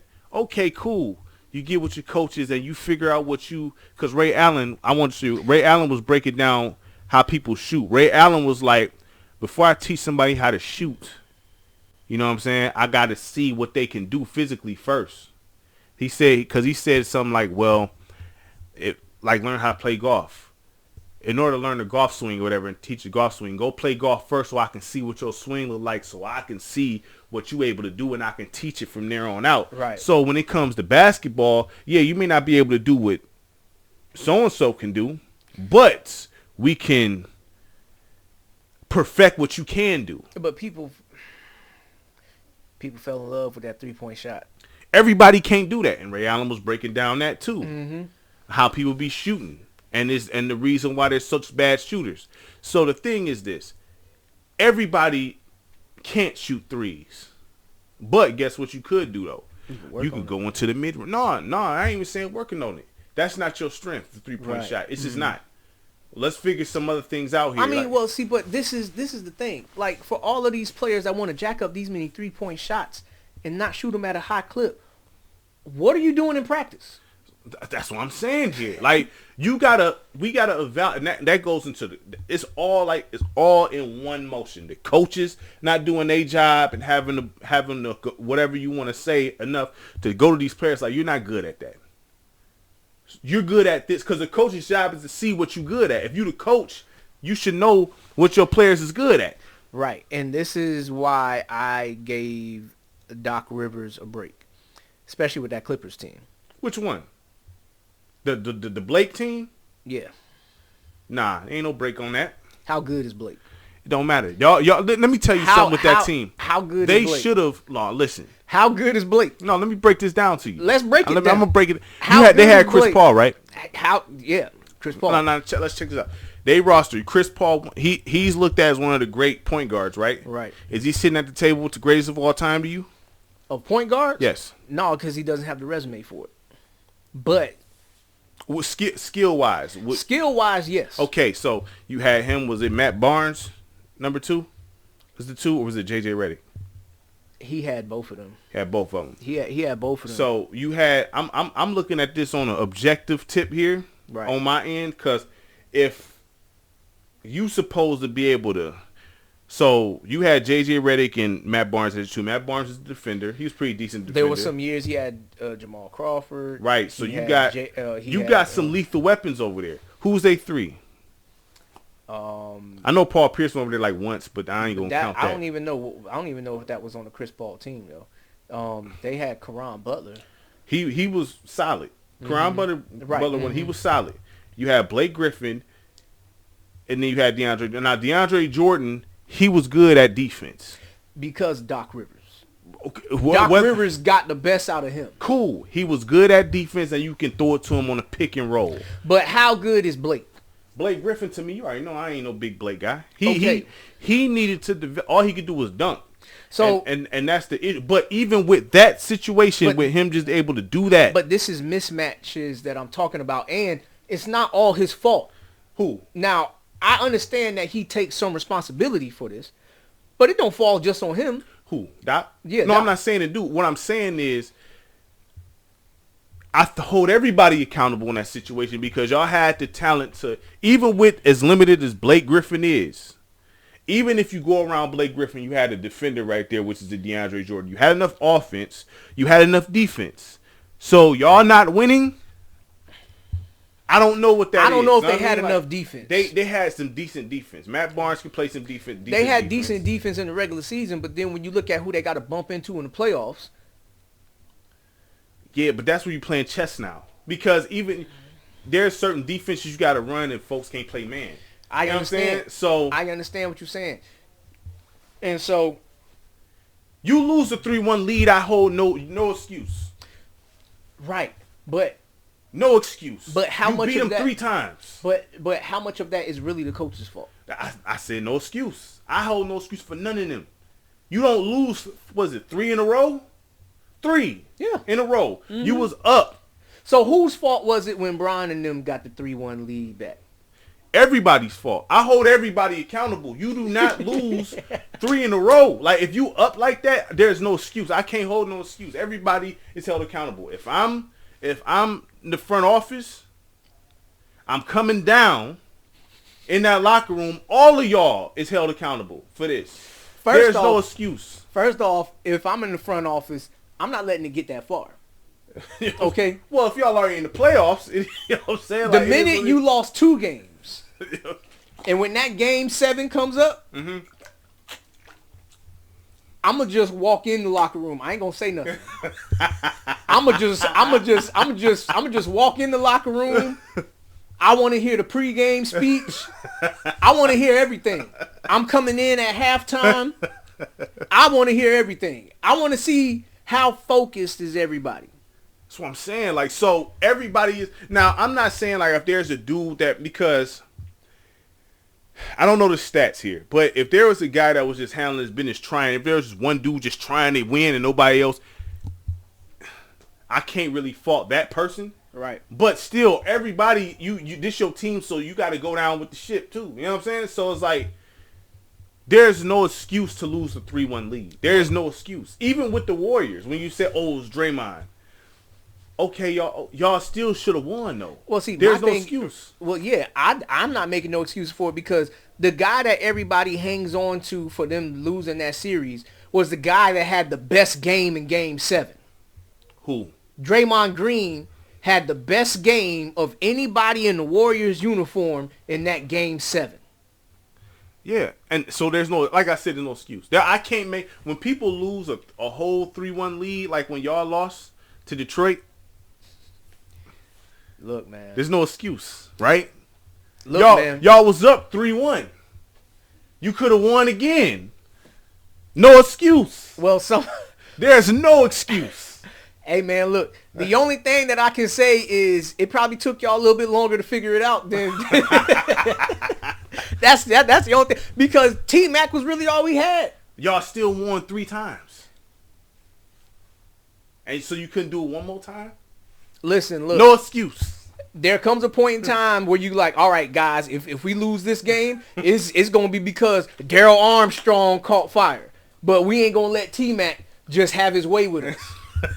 Okay? When you only got one player that the other team really has to worry about, that's the point that I'm making. When you only got one player that the other team really has to worry about, because everybody else is role players. Right. Those is guys that you ain't going to be that you expecting to be great night in, night out. Right. Chris Paul was the only player on that team that was expected to be great night in, night out. No, they was expecting Blake Griffin to be great. But he's not really a great player. But they was expecting him to be because they thought he was. But that's false expectation. Blake Griffin is not like that, and I know he's not. That's false expectation. But even with Blake Griffin there not being like that, you should not have lost that lead. Well, like I said, that was against the Rockets, wasn't it? Against James Josh Harden. Smith was getting off. Yeah, Josh Smith. Better than Blake Griffin. We can argue about that all day long. No, Josh Smith better than Blake Griffin. Blake better than Blake Griffin. It's just Josh Smith. Josh Smith was getting triple doubles with blocks. But Josh Smith, he had something missing, but he wasn't shoot. He wasn't he wanted to be a number one option and he wasn't. I don't know if he wanted to be a number one option. You don't think so? No, because on that team you had Joe Johnson, you had Paul Millsap, you had Al Horford. That's when Kyle Korver was popping off. The Hawks? Yeah. The Hawks was actually nice. Yeah, they was the number one seed in the East. It was nice, though. I ain't gonna hold you up. They was the number one seed in the East. Josh Smith, and he couldn't go right whatsoever. And they had Jeff Teague. Yeah, they was all right. They wasn't bad. Know what I'm saying? Yeah, but Josh Smith, he could shoot a little. Nah. No, he get hot sometimes. No, this can't the thing. shoot. This the thing with Josh Smith. This is his problem. If he hit 1-3, you can't stop him from shooting in the rest of the game. You can't. There's a lot of guys that's like that. No, what I'm saying, and I don't mean making them. He make one shot, he gunning it the rest of the game. There's a lot of guys like you know that. What I'm saying? Right? That's Bobby Portis. That's Bobby Portis. That's Jaren Jackson Jr. Jaren Jackson. You talking about for the Grizzlies? Yes. Nah. He does the same thing. He's just a way more stupid with it too. Like Jaren Jackson Jr. Like you can see that he has potential, but he does dumb stuff at the worst time. What? He has potential to be a solid player. Like if he polished up his athletic ability. Is he better than Hassan Whiteside? Offensively? Is he better overall than Hassan Whiteside? I don't think he's better than Hassan Whiteside. He ain't no center though.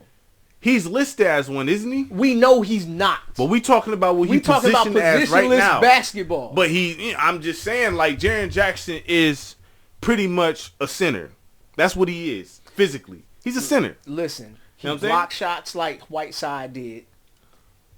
Because he doesn't rebound the ball like Whiteside. Remember you said my man's the white dude for was it Purdue? Yeah, Edie. He's clumsy. Yeah, he's right? clumsy. Jaren Jackson's clumsy. That's what I'm saying. Like that dude, he just listen. Well, see, Jaren. No, I really truly believe. I really truly believe Jaren Jackson. He must be having like brain farts in the middle of the game or something like that, because he be doing some of the dumbest stuff in the worst moments that keeps him in foul trouble.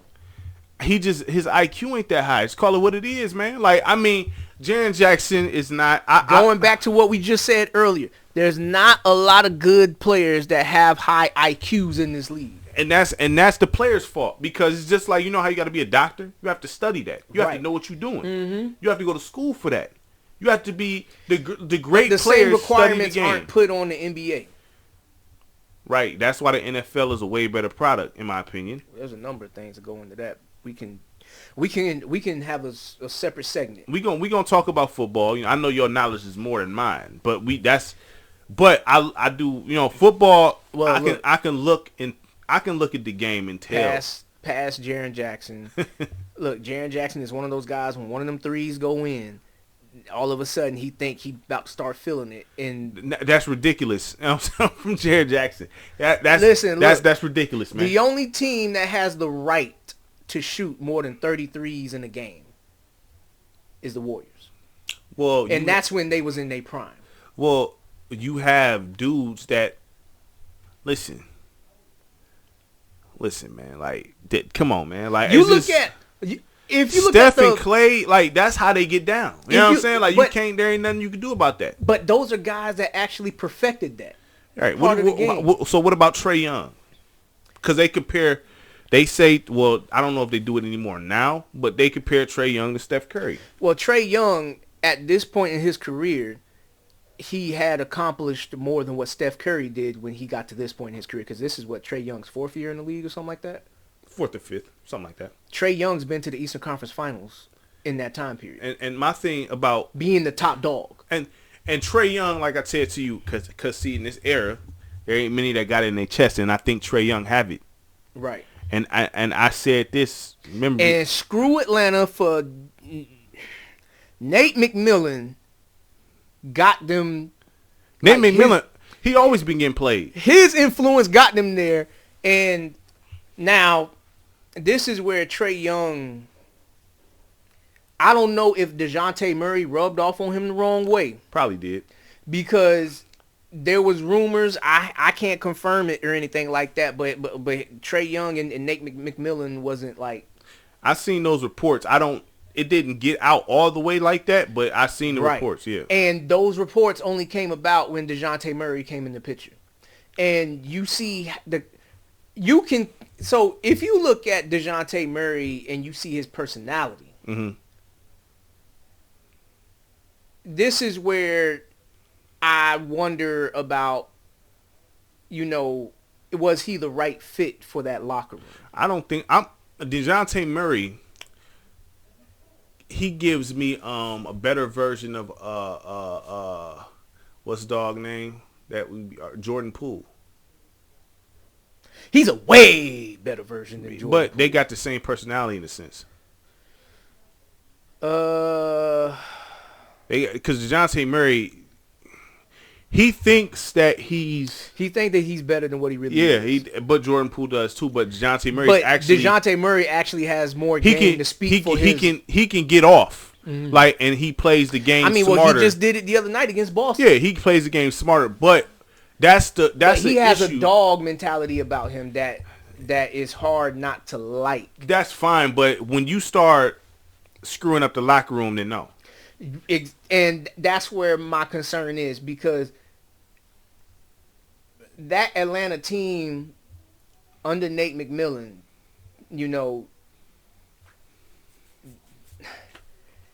when Nate McMillan got there, because he wasn't the coach from the beginning of the season. Like, they fired the other cat.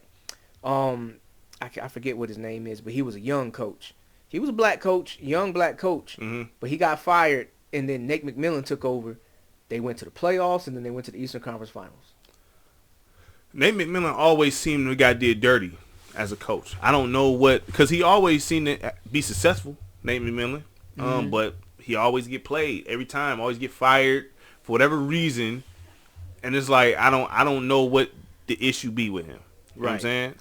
Right. But Trae Young, like I was saying before, because he's one of the rare players in this era that kind of have the old school mentality, right? Yeah, like he was the way he was willing to take on the villain role. Oh yeah, it was nice. Yeah. He was wilding. Yeah, and I like that. Right. So remember what I was saying, if you take off Tatum and replace Tatum with Trae Young, and how do you think the Celtics would be with that guy? If you take off Tatum, you trade them, right? How would the Celtics be with this roster? With this current roster? Yep.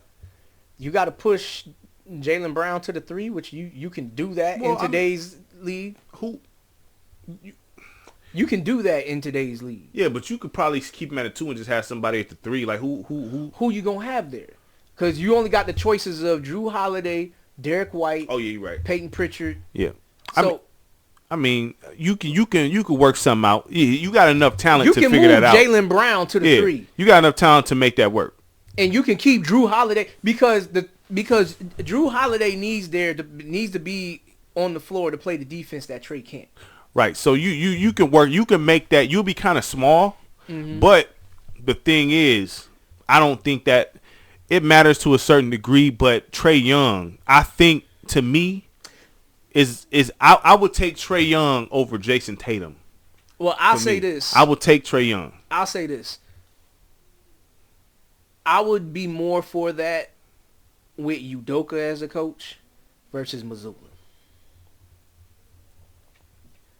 Because there's something different about Boston that Udoka brought that Mazzulla just doesn't bring. I mean, you see the Rockets with their 11 games in a row?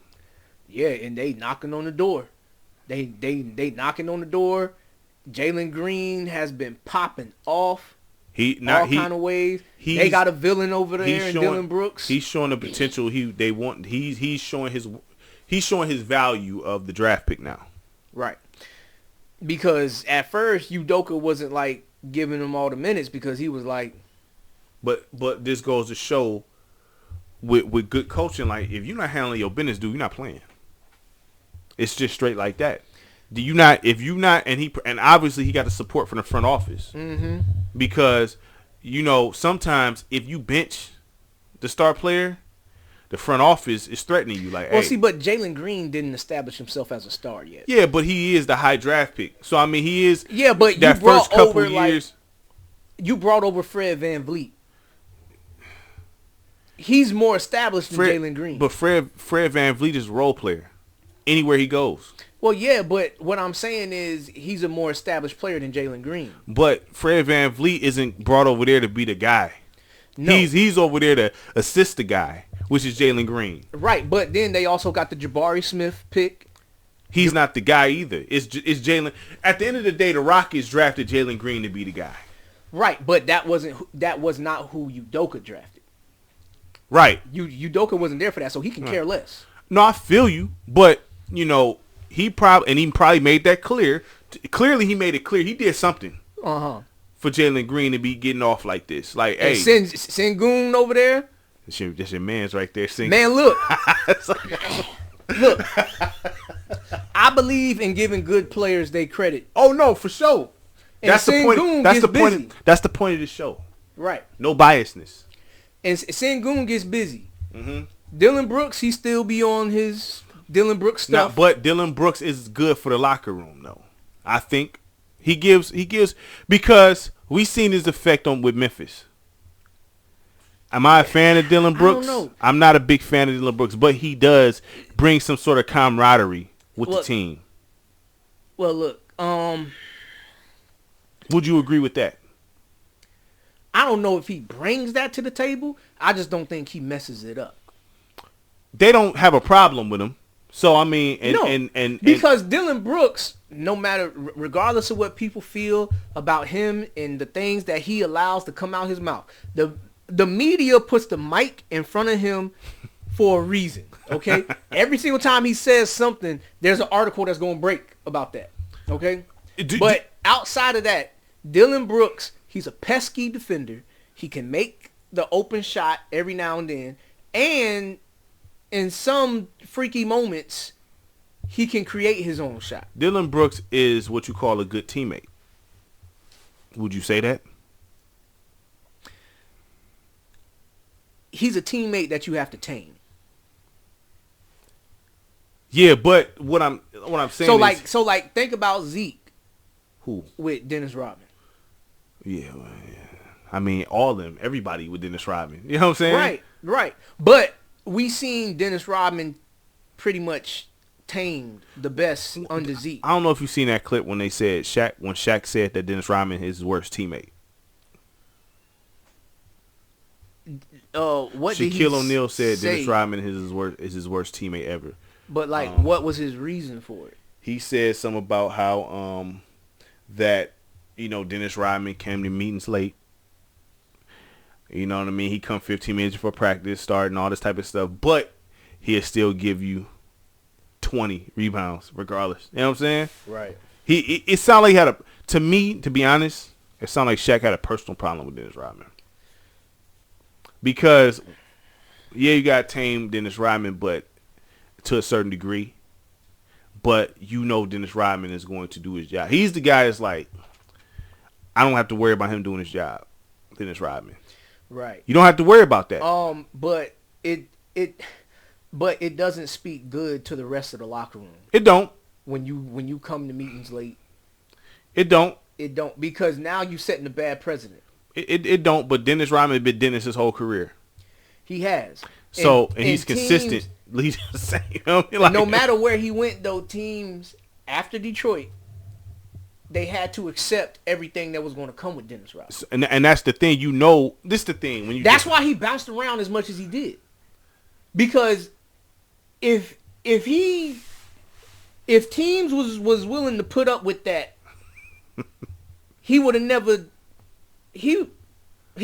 wore a different jersey than,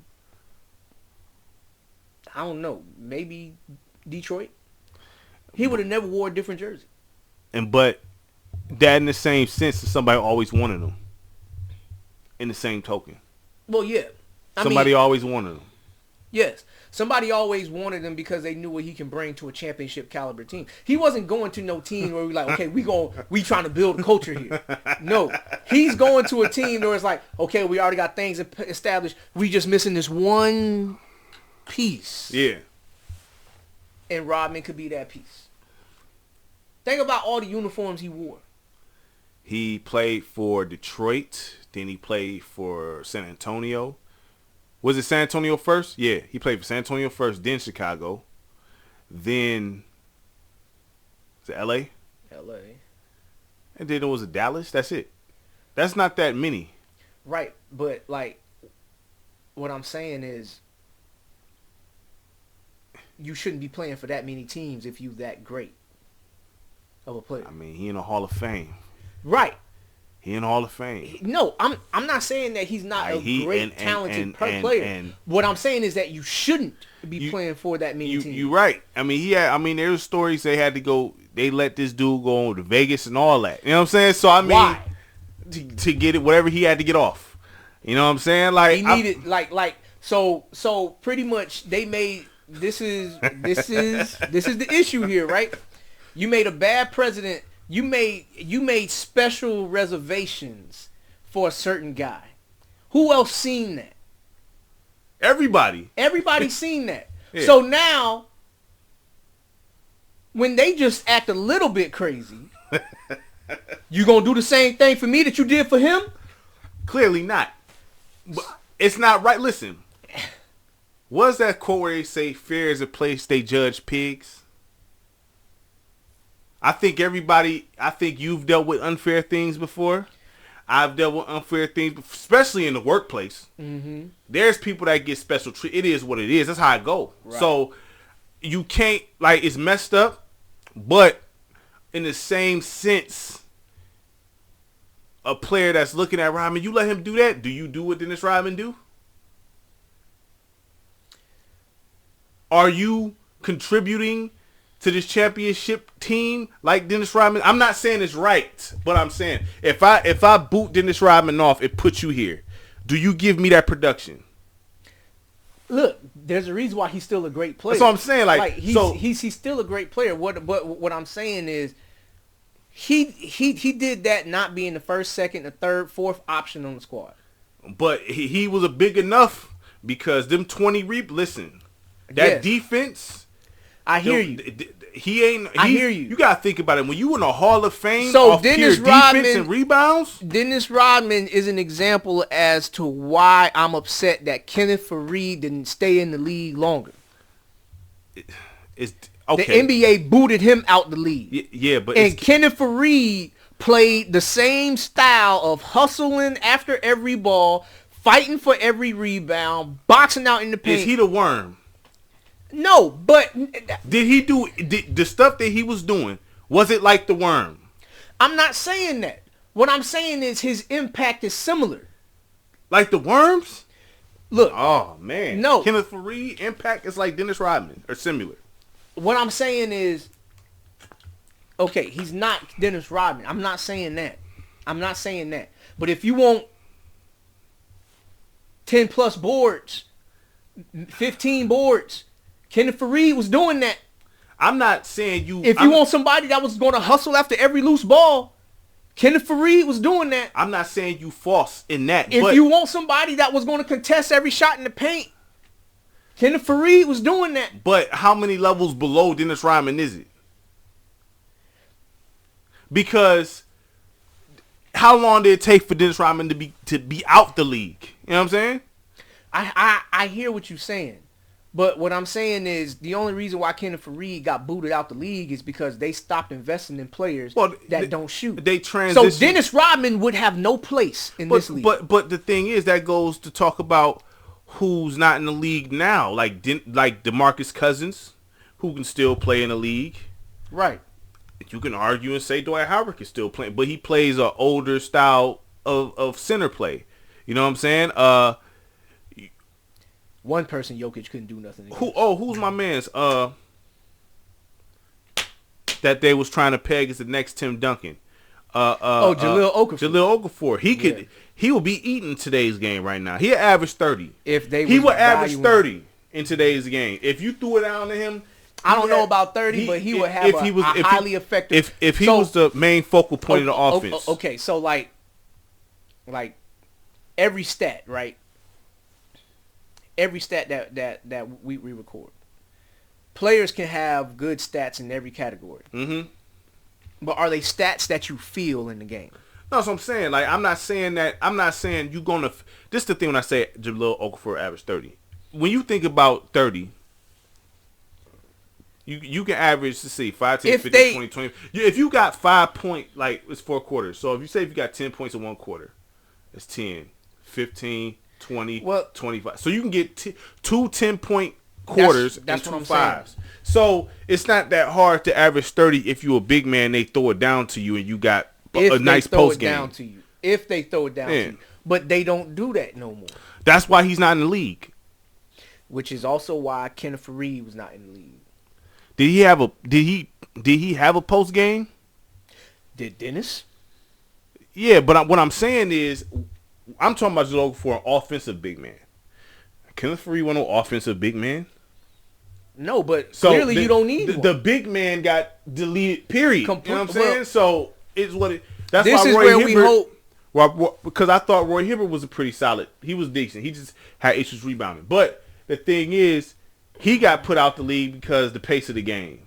They got him up out of there. Yeah. All these dudes is gone. Roy Hibbert was okay. He was okay. I thought he was solid. I didn't think he was the. I liked him in Georgetown. That's when I first noticed him, seen him play. He was Georgetown. Yeah, I seen him play. I'm like, he pretty solid, consistent. You know what I'm saying? I'm gonna say he kind of remind me of. I'm not gonna say Brendan Haywood, but he put me in the mind of Brendan Haywood to a lesser degree, like an Eric Dampier, something like that. Serviceable. Yeah, I mean, look, he ultimately was not the main guy that you was worried about on that team, but he made it hard to score in the paint just because he was 7 foot. Yeah, something. Big body. He did the consistent both hands in the air joint. You know what I'm saying? He did that. He wasn't like jumping trying to block the shot, but he did what you teach when you teach. Which is what Chet Holmgren does. Chet Holmgren, man, that dude, man. Like he's a piece of paper. Like, look, right. Chet Holmgren. But that move works for him. Oh, I ain't knocking that. When you 7'5" and you can extend all the way up to 8 feet, you should be able to do that. You know what I'm saying? But I just, eradicate. First of all, basketball was viewed as a big man's game anyway for like the longest. It's never been a small man game. When you walk around and see people that's taller than them, oh, you play basketball? Right. You know what I'm saying? Like, it's always been viewed as a big man's game. So to try to take that away is a big reason why the game looked the way it looked. Right. Yeah, it's once again, the NBA, like what you said, the NBA is concerned about business first. and then basketball after that. And look at the product. Now Adam Silver is kind of regretting that because you got. Well, it's not all his fault. No, I'm not. Because he inherited all the problems that David Stern no longer wanted to deal with. But guess what, David Stern? See, this is the thing with David Stern. See, Adam Silver is too much of a player's, what you want to say, commissioner. Too much of it. Adam Silver was not tolerating none of this. You mean David Stern? Or David Stern. He wasn't tolerating. You wasn't not. You he knew. Started like he had that, but then when the players union came into play, they had to like put the reins on some of the things that David Stern wanted to do. But look what the game was looking like with David Stern in charge. I hear what you're saying, Do you but think he was still not authentic to the game himself. Yeah, but the game was still he did not like the dude. David Stern didn't like the play. If the play was bad and it's affecting business, because you got to have a good product to watch. Okay, I didn't like the dress code thing and all that, but you got to have a good product to watch. Nobody's perfect. David Stern wasn't perfect, but he was not about to allow the product to be looking crazy at all. You affect the product on the floor, it's going to be a problem. You know what I'm saying? Right. And David Stern, he allowed the product to still fit the bill of what was good for business. Yeah. In the sense of, we going to make sure this team wins because we going to get the most money. That's fine, but it's not. But it is. It's business. I can't. It's what it is. They push what's. So, with that being the case, behind a lot of these championships, how many champions are the true champions? How many champions are true champions? How many champions won their championships because the league was making sure that they won, versus the champions that won in spite of the league not wanting them to win? Well, we clearly seen when the Lakers beat the Kings. I watched that game, dog. And we even in school, before I knew all about the politics, I was in was I in middle school? I forgot. I'm like, yo, they was calling some stuff that wasn't happening. You know what I'm saying? Me and my friends, I'm like, yo, they was tripping in that game. Right. But even then, okay. So I personally, I don't feel like if the Kings would won a championship, that would have been bad for the league. No. The Kings was cold. Listen, for the league to have its ultimate value, every franchise needs to feel like they have a chance. They should. But when you expand to get more franchises just for the sake of making more money, but you don't have no intentions on having this team ever compete for a championship, or you don't have no thoughts that they will ever be and you don't want them to, like, you messed up a lot of you messed up a lot of things. But that goes to we was talking about this before, but that also fall in line with some of the owners who just want to just have a franchise and don't care about winning. This is true, but we got something right now to compare this to where we can see how much better of a product it is, because we just look at March Madness. Mm-hmm. Literally anybody, no matter who it is, literally anybody. Some small Division III team, Chicago Loyola. Mm-hmm. They had that Cinderella run, and they was looking like, could they make it to the Final Four? Could they win the national championship? You was thinking thoughts like that because of the way the things is done. And also, the key is the single elimination. So right. So do you think that because what makes the playoffs so official in football is a single elimination? Ain't no. Yes. So do you think if the NBA went to single elimination? Man, look. If they went to single Iverson game elimination, would have had a ring. LeBron would have more rings than what he got. Mm-hmm. You got. Wait a minute. Are you sure? Did he ever lose a first game of the series? He beat Dallas the first game of the series. Okay. They beat Dallas the first game of the series. He got swept by San Antonio his first time in. I'm talking about before them he even got to the finals.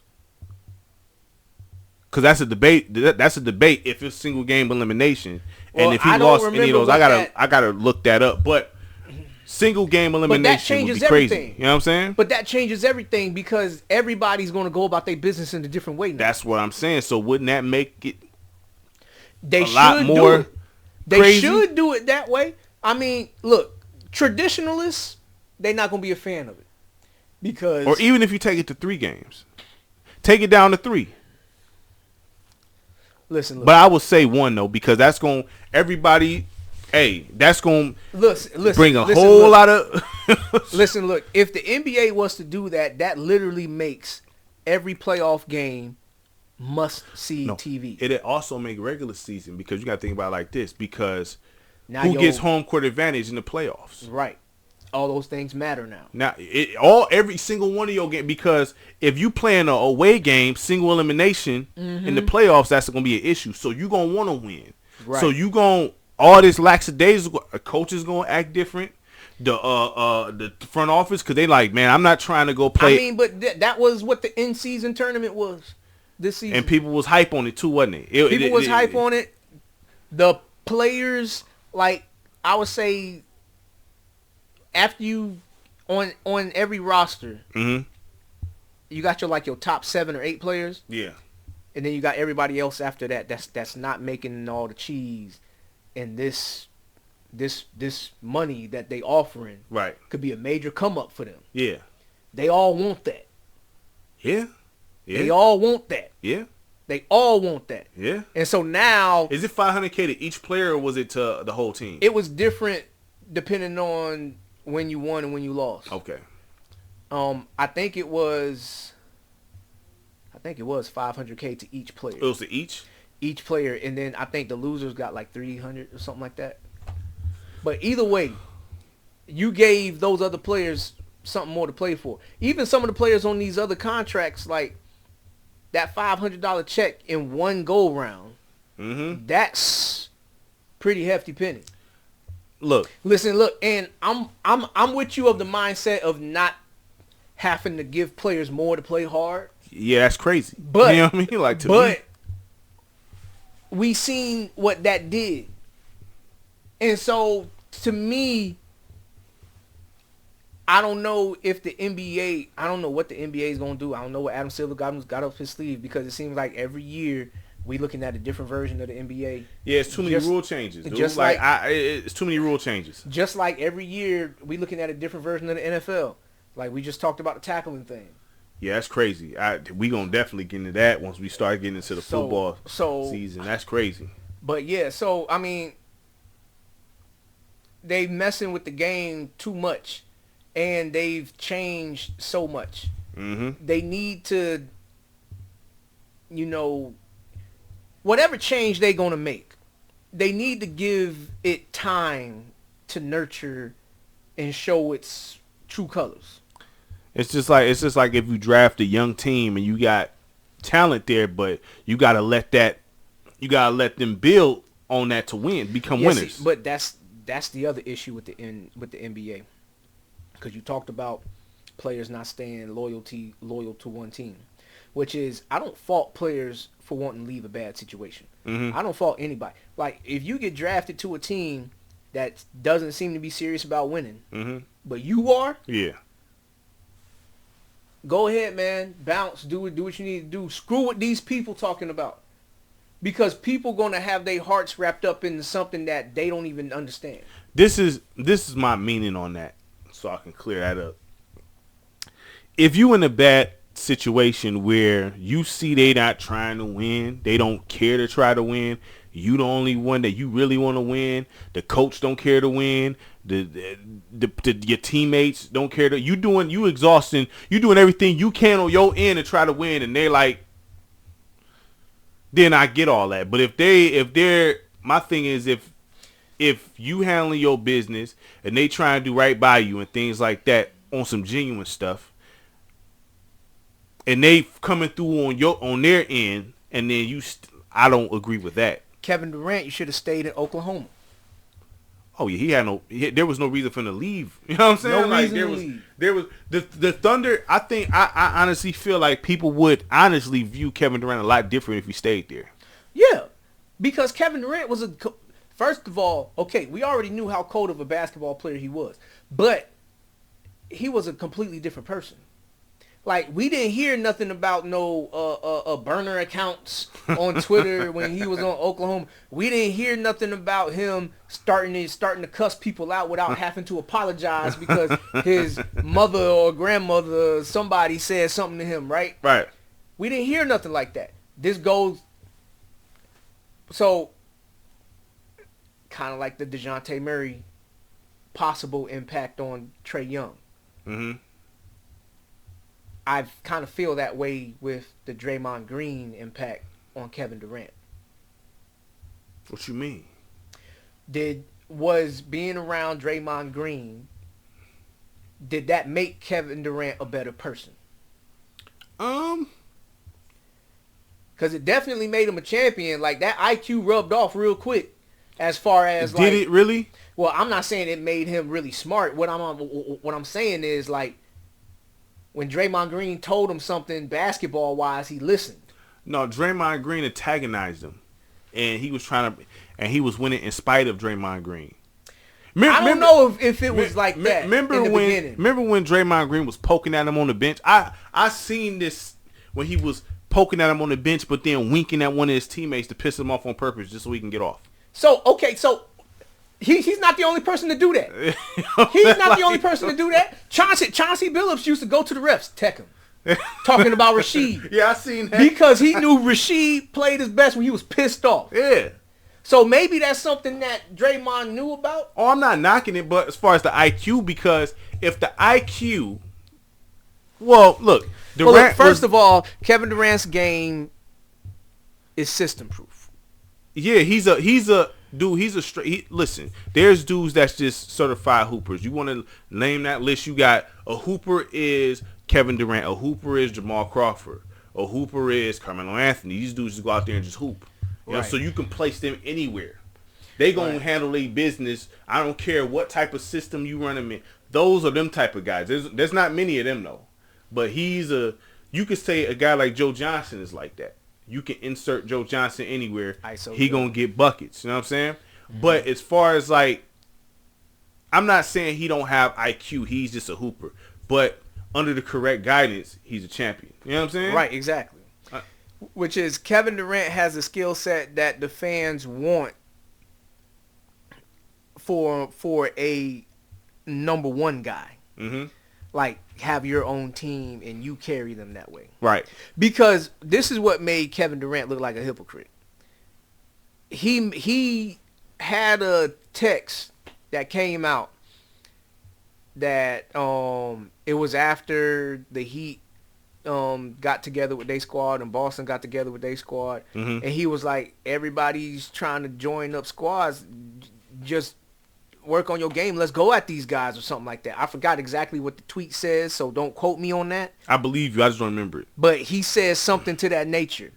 I think Dame said something like that too. Well, you know, Dame been on this fake loyalty tip for the longest. You know what I'm saying? Like, he said something similar to that. Like, I still don't, listen, there's some things I would never understand why he went to the Warriors. I felt like the Thunder could have got a championship with that. They could have got one. That's a team that gave up a 3-1 lead. I know, no excuse. Especially with the Cats on that roster and y'all lose 3 in a row. There's absolutely no excuse. Just like the Lions when they was pretty much smelling the Super Bowl. It was right. I tasted the Super Bowl. I had to taste in my mouth. I had it. You know how many times the Jaguars did that to me, man? Listen, man, hold on. We was up. And all we had to do was kick some field goals. Man, look. No excuse. Man, look. I give no excuse. Man, look. We just was unfortunate to be playing against Tom Brady, the league's baby, because they was going to make sure things worked out his way. I'm telling you right now. Listen, look. Look, you opening the sore right now. You reopening the wound, and I done already put alcohol and peroxide and Neosporin with a Band-Aid on it so that thing can heal up. Look, man, like I'm just saying it's the point. Like, there's no excuse to lose a 3-1 lead. I don't care If you beat them 3 times already, you can do it again. I don't care unless all your players got straight up injured and your reserve is in there. I get that. But if these the same crop of guys that won the 3 times, why can't you do it one more time? Well, yeah, I understand you when you say that. No excuse. And that's why I say that you got to slow down when you just try to charge that against a coach, because a coach can only do so much. He's not the one that's actually out there playing the game. I ain't saying nothing about the coach from Thunder. What that, Scotty Brooks? Scott Brooks, yeah. Mm-hmm. What did you think about Scott Brooks as a coach? He was okay, but to me, I think that he was somebody that the players knew that they can just like. So, do you think if the Thunder had a different coach? Yes. Yes, I'm already saying yes. If the Thunder had Mark Jackson, they win. Well, we all know Mark Jackson is. If the Thunder had Rick Carlisle, they win. He another official guy. If the Thunder had Jeff Van Gundy. Let me ask you this about Rick Carlisle. Do you think Rick Carlisle is an overrated coach? No. Look at what he's doing right now with the Pacers. Pacers pretty nice, dog. They only got scrubs. Tyrese Halliburton as an elite player. Everybody else on that team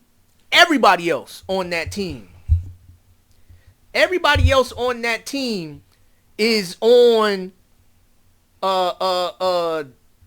what's my man for the Lakers?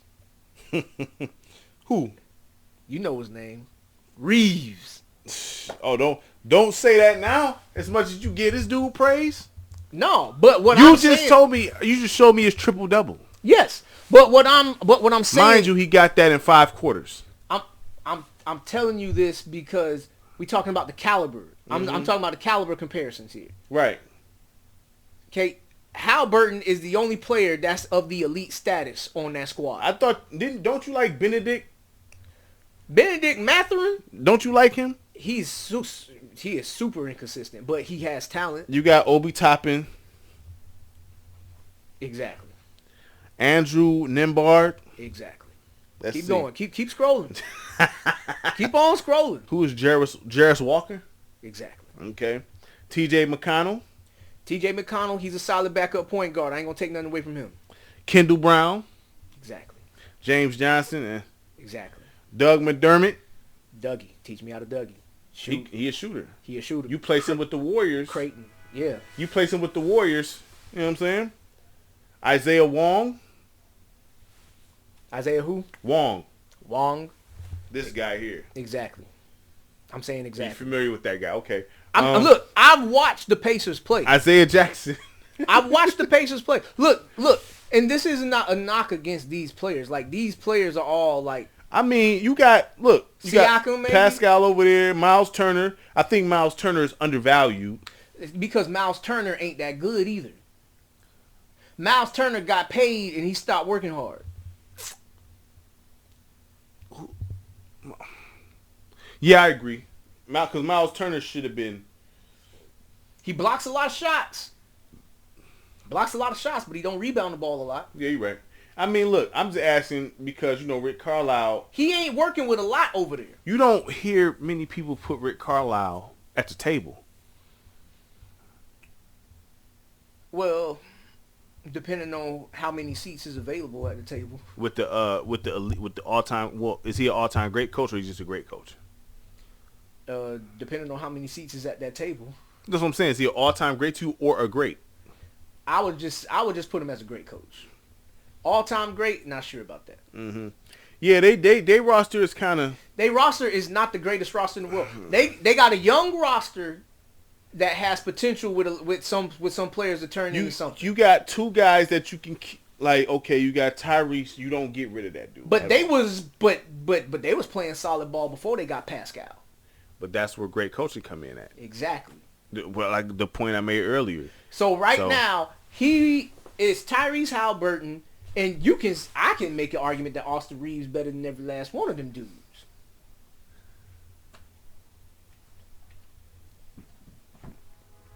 Dog, I mean, he not better than Pascal, brother.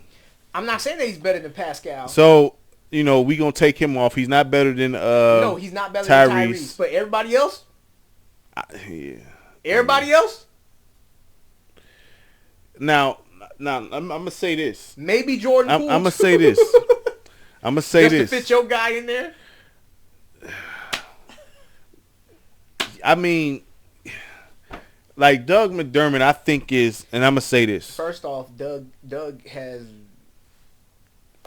He don't get no heavy minutes because his time is coming going. Like Father Time has caught up with him, man. Yeah. He right. I mean, but Doug McDermott, I'm a Doug fan though.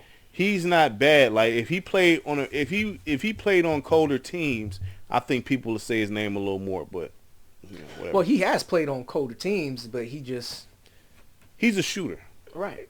So he need to play on a team where they utilize him the correct way. He need to play on the Warriors. You know what I'm saying? So I mean, that's just really all that is. Like that's why Doug McDermott is still on the roster because he can shoot. So Warriors. Mm-hmm. Yeah, Austin Reeves, I say he's better than these guys, except Pascal and Tyrese. But that don't change what I feel about Austin Reeves, and that changes nothing. I can admit that, you know what I'm saying, that he's that changes nothing. Listen, I stand on everything I said about Austin Reeves. But look, apparently this whole episode was on this current era. Yep. For the most part. Yeah. We exhausted nothing but frustration. Yeah, and we ain't even get all the way. We ain't even done with it. We ain't even dug all the way into this. No. This is honestly, this is like a 5-hour episode or something. If you want to be real, maybe longer than that. So. Hey man, look, if we was to exhaust every single point that gets on our nerves about, let's end it on a positive note. Yeah. What's positive about this game? This era. The players' freedom, the players' freedom to leave bad situations. I guess that's a positive. I mean, I don't have many. Like, I mean, to be honest, they get paid. They get paid, but that could be a negative. Yes, because it's too much. Because people get lackadaisical. It's like gluttony. If you eat too much and then you get super full, you don't want to do nothing. You lazy. Okay. So here's probably a positive. For certain positions, more specifically the guards, with the ball in their hands, they're more skilled than they've ever been. That's fine, but that doesn't necessarily mean that they're better basketball players. Right. I know we gotta seen that message. Yeah. So I'm gonna make this last point so you don't,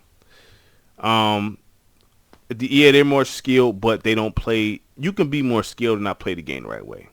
Right. It's like everything that we say as a positive could be flipped and turned into a negative. Yeah, you could have all the skills in the world, but if you do not play, it's like an MC, right?